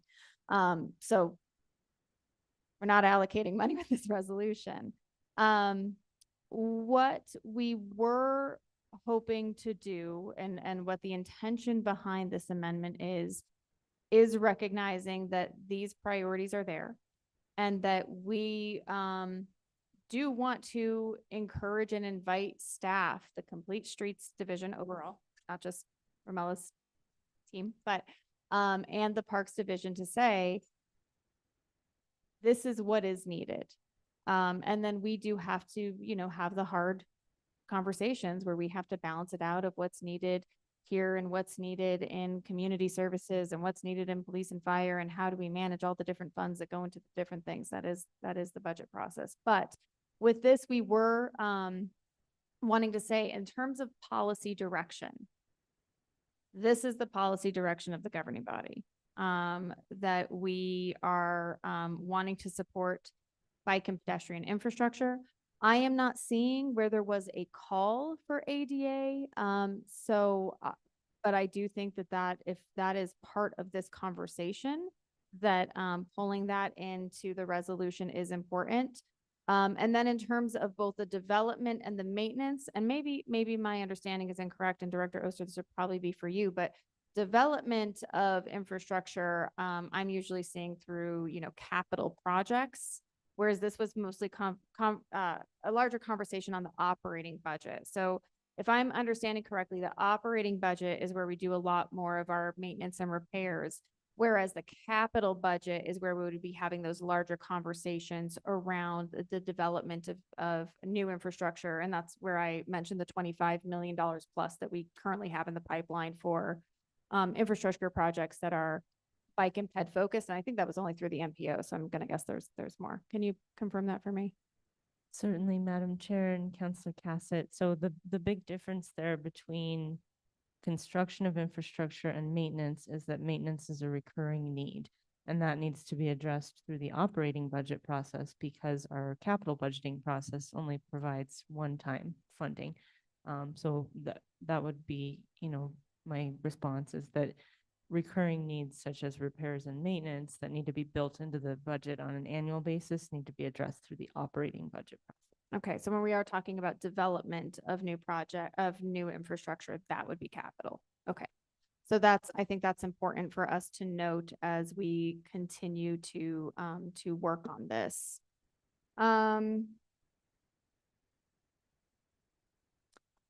Can you, Mr. Lopez, point me in the direction of where there was where this called for ADA compliance? I'm not seeing that within the resolution, and you nodded your head, so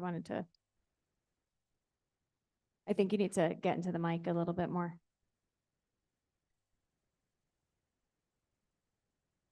Think you can hear me now? Yes, thank you. In the original resolution, we had language that was indicating the passage of the new public right-of-way requirements, Okay. that this resolution would address the improvements of the streets and sidewalks for that. Do you have a page and line number for us to refer to? The point to 921 Line 21 on which page? on page 3 on the original. On there. Whereas the Architectural Transportation Barriers Compliance Board in their final ruling titled Accessibility Guidelines for Okay. Pedestrians Facilities. We are confirming, but I don't believe that was struck in the proposed amendment. But I would also note that that's a whereas clause, so that's completely contextual. It's not making any, it's not directing anybody to do anything. Yes, so we did actually, that is still in the original, or in the proposed amendment on the red line. It would be on page 4, line 6 is where that would come into play. The Architectural and Transportation Barriers Compliance Board and their final rule titled Accessibility Guidelines for Pedestrian Facilities in the Public Rights of Way, in the public right of way now requires, et cetera, et cetera. So that is still in there. I do want to clarify, again, the striking of the, Mayor's Committee on Disability deletion. That is a recognition that this is a substantial change and that the Mayor's Committee on Disability has, if this amendment were to be adopted, they have not seen this language. And so it felt disingenuous for us to say that they have accepted this version of the resolution. So that's why that was struck.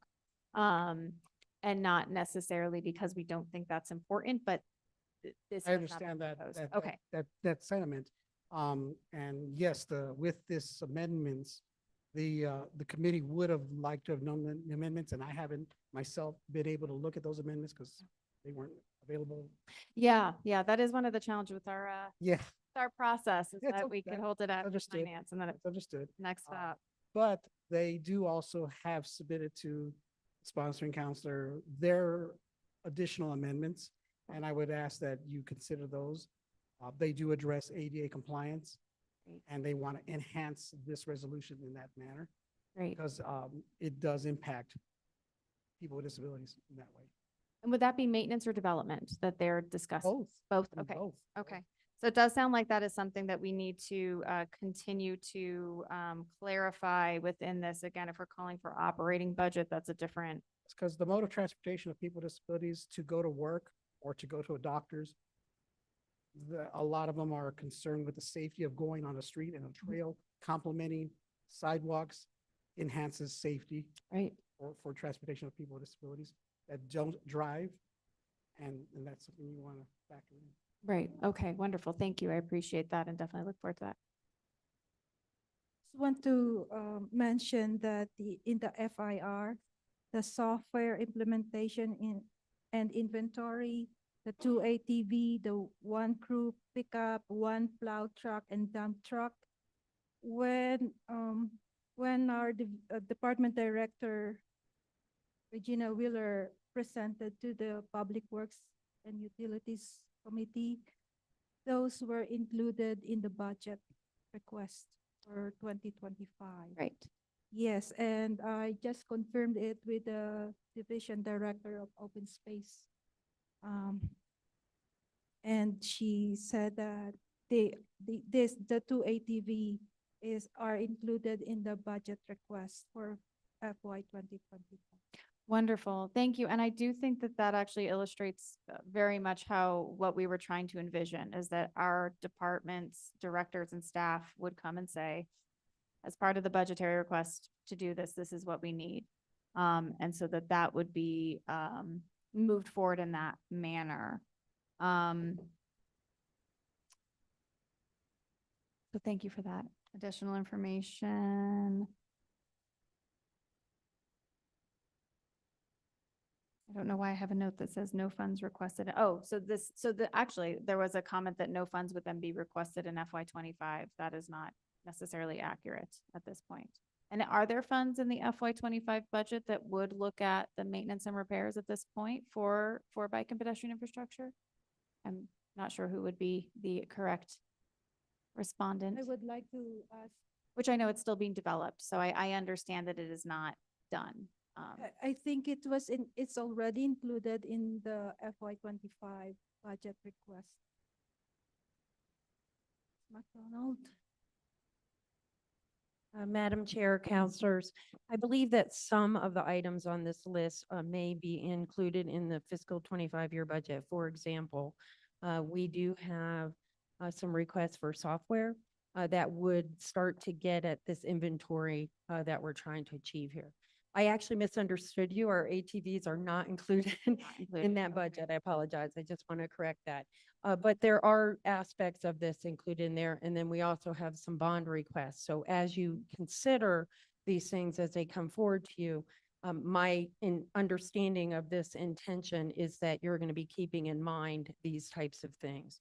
But I do know on the inventory, we have included that in our budget. Wonderful. Thank you. I appreciate that. And yes, that is what we were hoping to see. And that's why we asked for that line item, is that that as the budget comes forward, that one, it shows very clearly, you know, this is what we are doing for bikes and peds. And the operating budget, it would be maintenance. Capital budget, it would be new infrastructure. And that we really look at that formula to make sure that we are providing the appropriate balance between vehicular infrastructure and bike and ped. So, and that we would like to be able to see that reflected in the budget so that that is much more clear for both the governing body as well as the public to understand what those investments look like. And that understanding that it would likely change from year to year, and that, you know, that's the minimum, and that the departments would come forward and say, this year, in order to do this thing, we would need X number of dollars.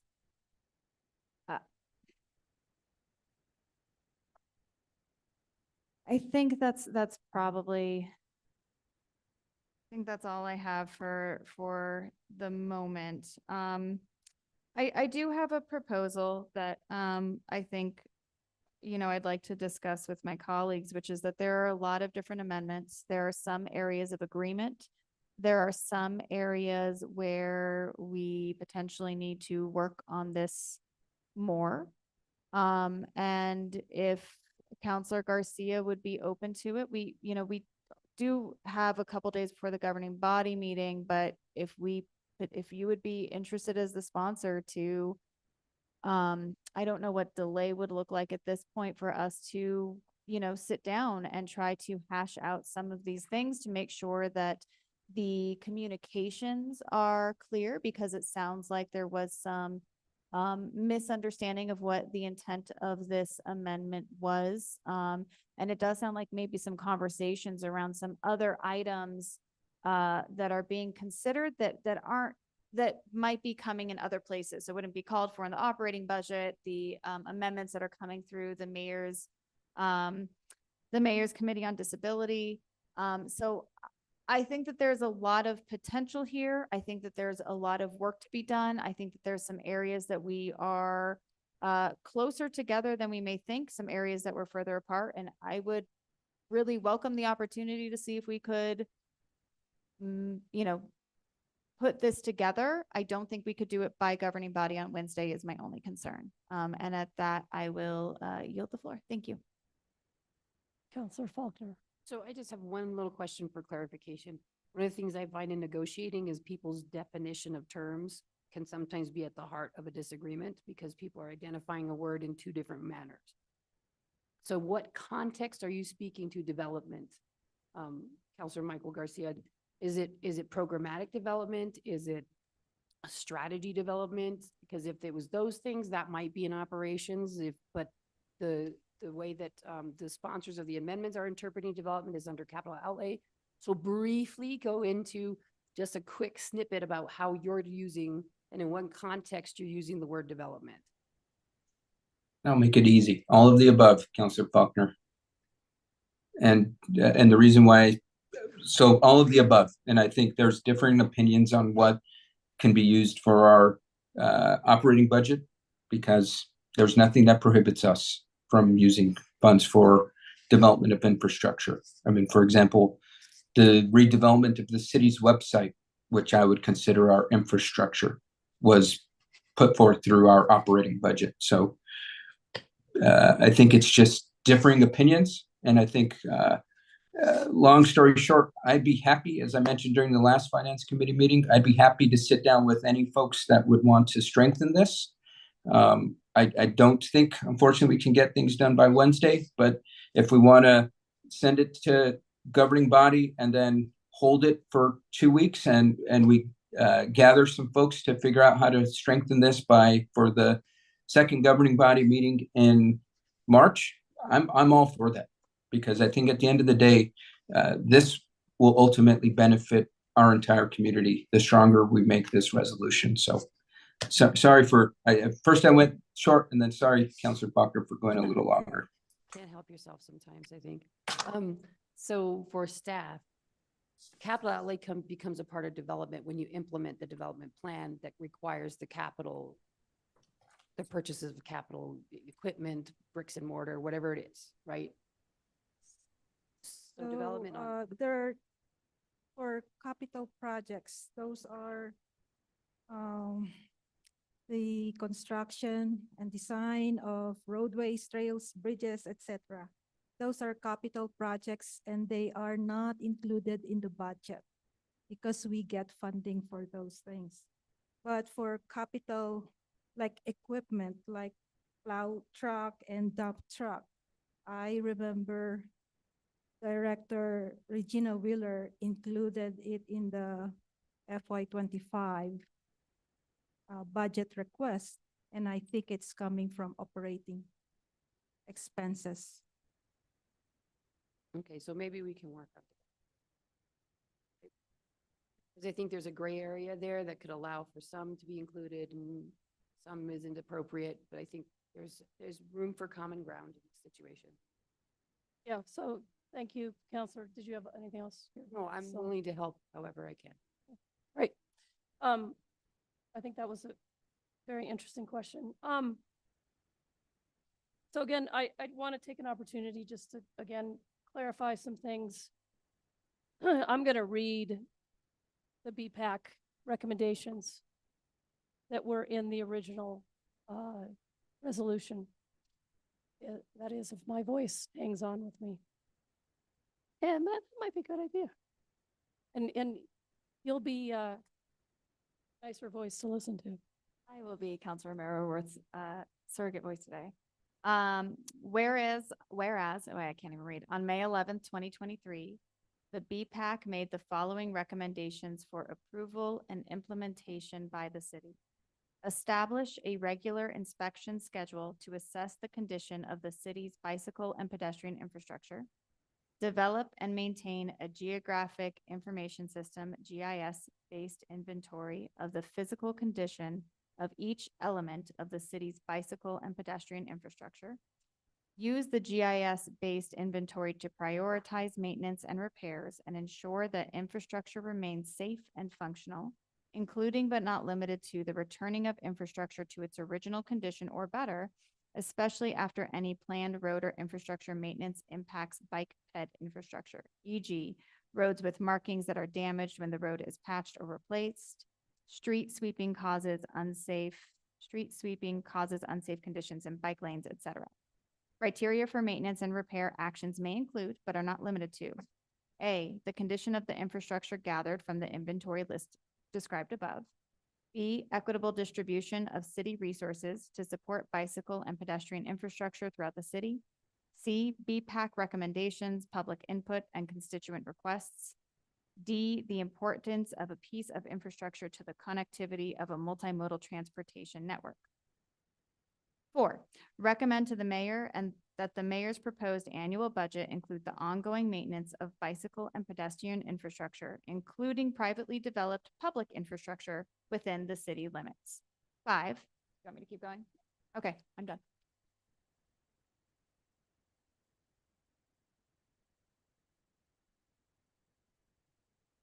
Sorry. Yeah, so I just wanted to read, so it's for the public, if you're watching, it's page 4, it's lines 2 through 22 are the recommendations that BPAC made. And I guess my point here is that what BPAC, from these recommendations, what BPAC is trying to do is create a way for us to inventory our infrastructure, our asset.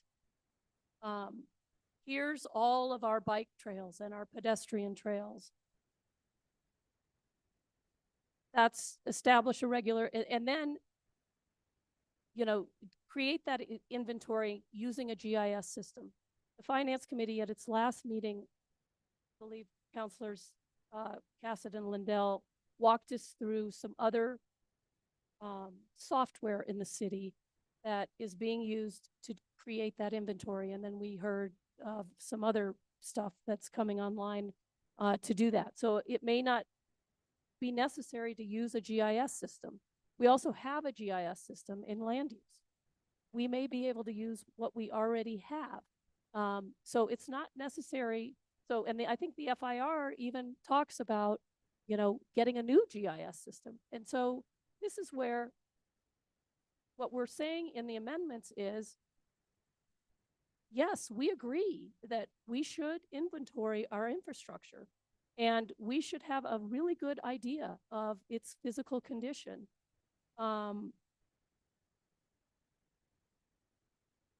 These recommendations from BPAC, we completely agree, and we're trying to create a system that will actually help achieve these things.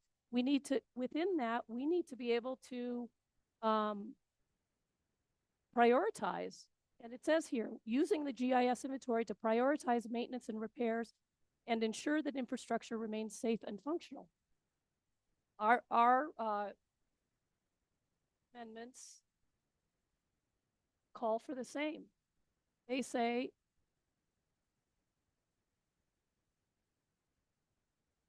that we should, let's see, where is it? Sorry, I'm in the wrong place.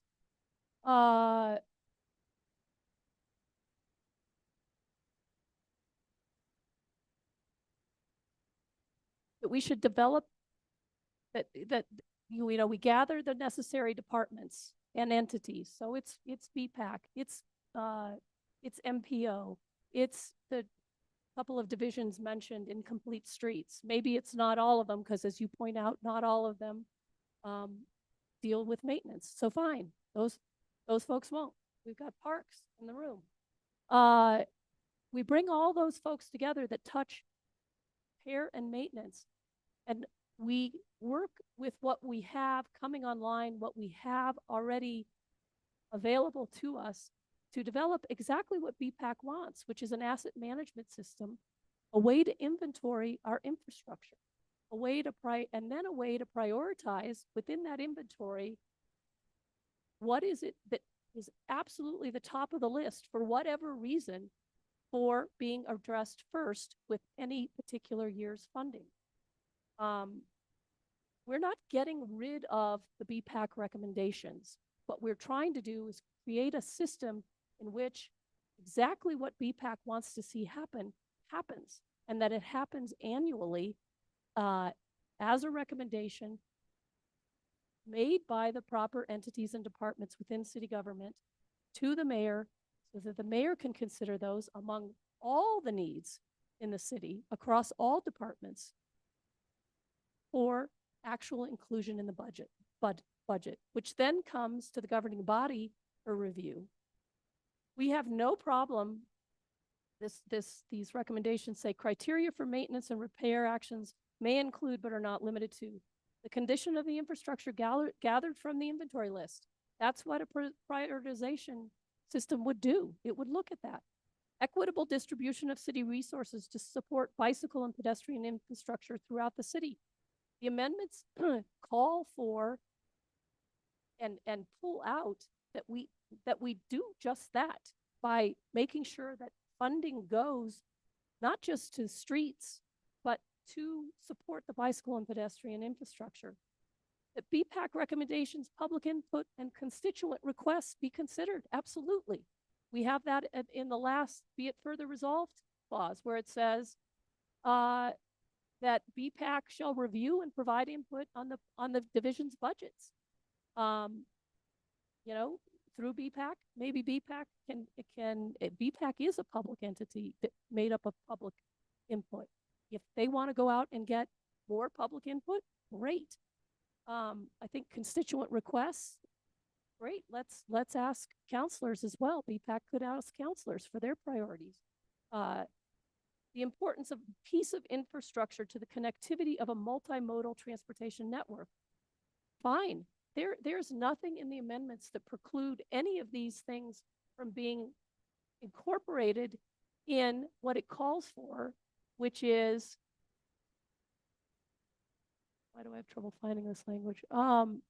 Development of an asset management and prioritization system. What these things are, A, B, C, and D, are ways of prioritizing what of the overall need we should focus on. Fine, there's no problem with that. All we're saying is we're kicking it to staff to say, tell us, develop a system. And so here's the inventory, develop a system, and maybe it's a color-coded system. Maybe, you know, certain things are red. And according to this criteria, maybe if they hit every one, they're red. Maybe there are certain things that are yellow or orange or whatever. And we're asking that staff develop that prioritization system and take exactly these kinds of factors in figuring out which pieces of the infrastructure match what level of need. And then from there, let's come up with a formula. We're asking staff for a formula. The one thing that we call out that has to be included in this formula is the percentage of bike and trails as compared to the overall street network. There, as we mentioned at the top of the night, there may be other things that should be factored in that formula. Again, we take this back to staff. Tell us what should be in that formula. And so that we can take, you know, the funding that we have towards maintenance and repair and make sure that bikes and pedestrian infrastructure are getting their fair share, and that is evaluated every year when the budget request comes forward from these departments. So again, yes, we deleted this language and we put in its place a way to characterize what BPAC is asking for.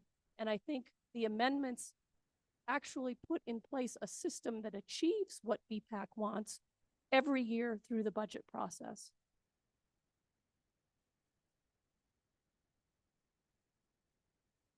I think we take very seriously what BPAC wants and is trying to achieve.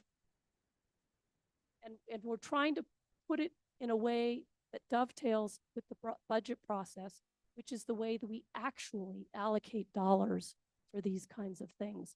Now, in here, I didn't see anything about development. We may, again, have an issue with what we mean by that word, but to the extent that we mean capital dollars to do new infrastructure, completely agree. We can't just look at maintaining and repairing what we already have. We have to be also keep pushing forward with creating more connectivity, creating more bike and pedestrian trails. That's very important. 100% support that. But that may be a different thing, and we look for it in a different place. What I understand BPAC to be asking from the recommendations that Councilor Cassett just read is they're looking for a way for us to manage our asset of trails. And what we're trying to do is put forward a way that does that every year and puts and builds on what we have already going on, what's coming online. We may not need to go out and get a GIS system because we may already have one. And we also, as been mentioned, have other ways of inventorying the infrastructure so that we know.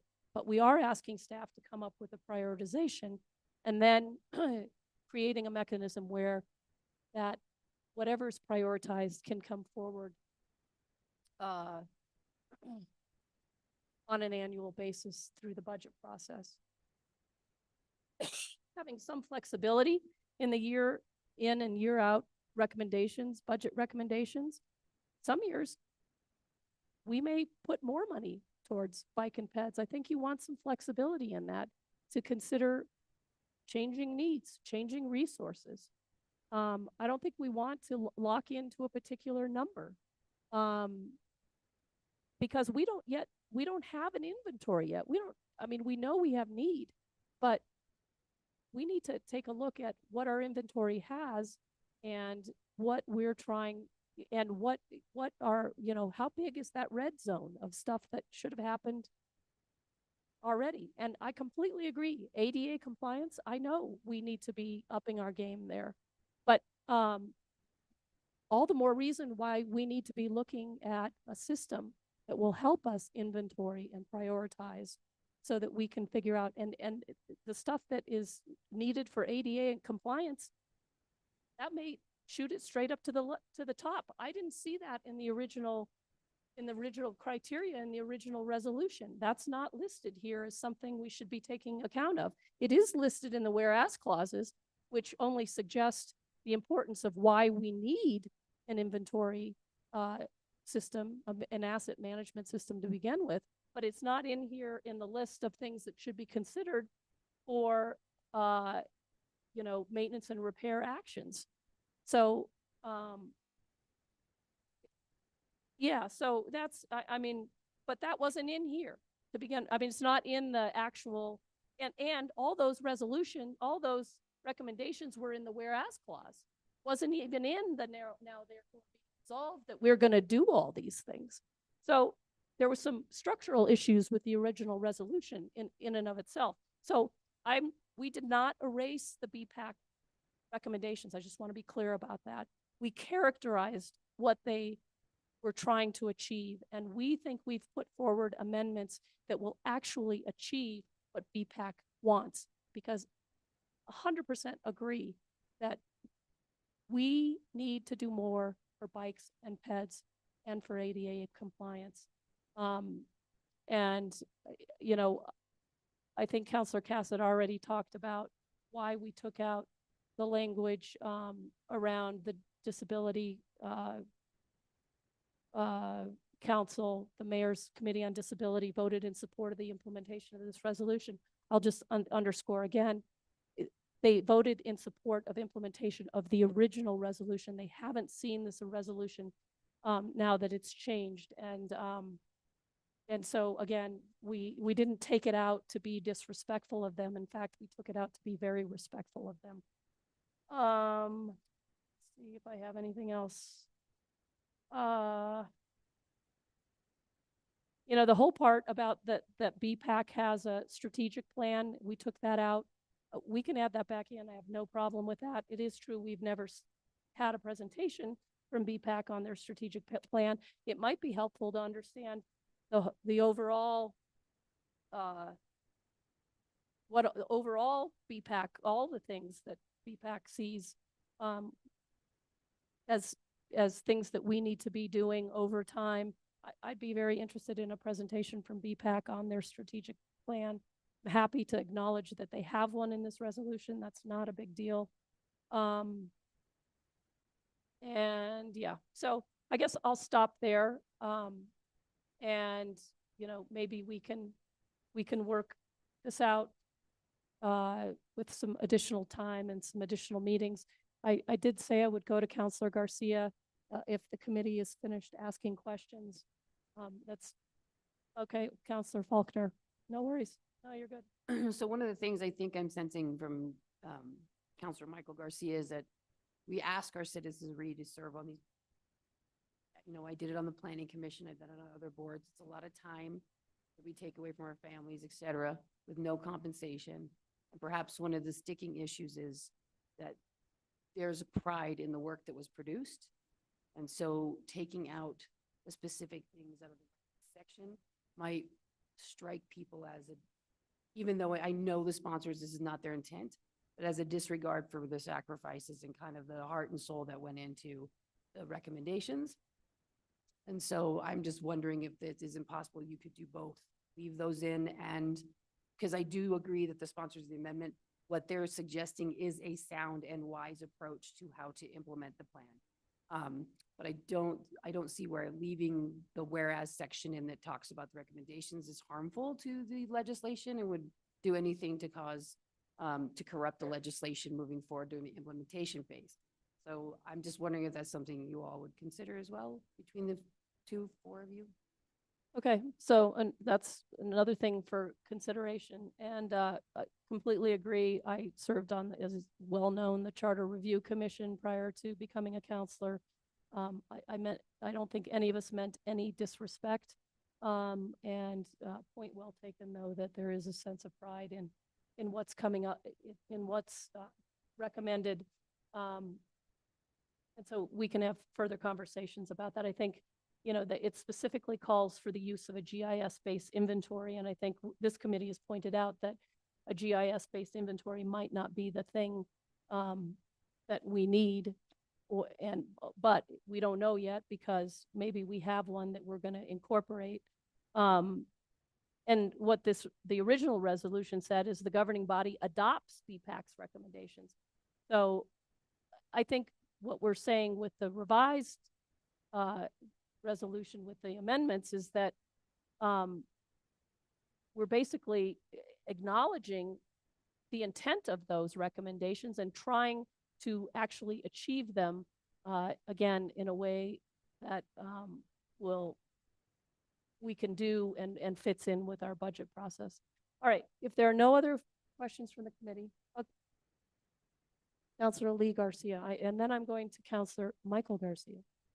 Madam Chair, and this dialogue has been great. I think that I think one of the things that always needs to come out is what position or what not angle, but what are the asks of all the parties. And I definitely feel that there is work to be done on this, because I think that for the sole reason of what was just stated in regards to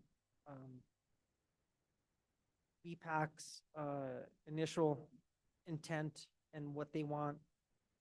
We're at a different stage now where we're considering from the governing body's perspective what to approve and what not to approve. And I always look at that very strategically, because you take a look at what the skeleton or the first draft and the second draft looked like, and the fourth draft and the fifth draft. And are we going to a sixth and the seventh draft? And I think we're kind of there where the parties are all kind of looking at how it should be reworded or redone, or how it comes to its fullest potential. And I think that's where we're at. So I appreciate all the comments, and I'll leave it at that. Thank you, Madam Chair. Sorry. All right. There being no other questions from the Finance Committee members, Councilor Garcia, I don't know if you had other questions of the sponsors or other comments you wanted to make. No, Madam Chair. Or questions of the committee or the staff that's here. No comments or questions, Madam Chair. Just happy to work with any of my council colleagues to strengthen this resolution. Okay, thank you. Councilor Cassidy. Thank you, Madam Chair. I think our conversation has come to an end. My recommendation for moving forward is to move this forward without recommendation from the Finance Committee, so that it can go to governing body, so that we can then hold it at governing body. And then Councilor Michael Garcia will reach out to you and some of our colleagues to work on scheduling a time to discuss this. So if that is amenable, I will first and foremost remove my motion to approve the amendment. Who was the second? Okay. Then I will withdraw my motion to approve the resolution. Will you withdraw, Councilor? And now I will make a motion to move this forward without recommendation. Second. Okay, we have a motion and a second to move the resolution forward to the governing body without recommendation, with the understanding, with the understanding that we will hold it at governing body so that amendments can be worked out between the sponsors of the amendment presented and discussed tonight and the sponsor of the resolution. I would just also point out, this is a teachable moment. We can't hold it here any longer. We can only hold a bill for one meeting. I will just say another option that the governing body has is to refer it back to finance, to have, the sponsor of the bill and the sponsor of the amendments, work out some, group of amendments, that will be palatable to move it all forward. And, so that's another option. Is there any more discussion on the amendment to move this forward to governing body without recommendation? Okay, then I think we need a roll call, correct? Certainly, Madam Chair. Counselor Cassett, Yes. Counselor Lindell, Counselor Faulkner, Yes. Counselor Lee Garcia, Counselor Romero Worth, Chair Romero Worth. Yes. Motion passes. All right. So thank you, everyone. I think we had a good discussion. I think we learned some things. And we will continue to work on this. We do not have executive session. We do have, I think, matters from staff, though. Yes, thank you, Madam Chair. I'll be brief. I just wanted to provide a little bit of information to the committee about upcoming meetings. I will be out of the office at our next meeting on March 25th. So our Assistant Finance Director, Alexis Latero, will be here to support the Finance Committee. And Matthew Bonifer, our Accounting Officer, will be giving the audit update at that meeting. I also wanted to share with the committee that the final schedule for the budget hearing process is expected to be available by the end of this week. So we're working on finalizing the details of that. Madam Chair, those are my comments from this evening. Okay. Matters from the committee. Counselor Cassett. Just really want to thank all the staff that were here very late. Thank you all for being here. I know that was quite the discussion. I have cookies in my fridge if you want, some payment for that. So thanks, guys. Sustenance for the drive home. All right, matters from the chair. I will echo the thank you to the staff. Thank you to the committee. Thank you to the sponsor for a good conversation about something I think we all believe in and want to figure out how to do appropriately. So with that, our next meeting is Monday, March 25th. Did you have something? No, we'll go ahead because I was going to adjourn. I just wanted to thank the committee members, sponsors of the amendment, as well as the sponsor of the resolution. This is the tough work of governance, but as we proved tonight, I think there's opportunity where we can find common ground and do the work of the people. Thank you, Counselor. All right, with that, we're adjourned. Thank you, everyone.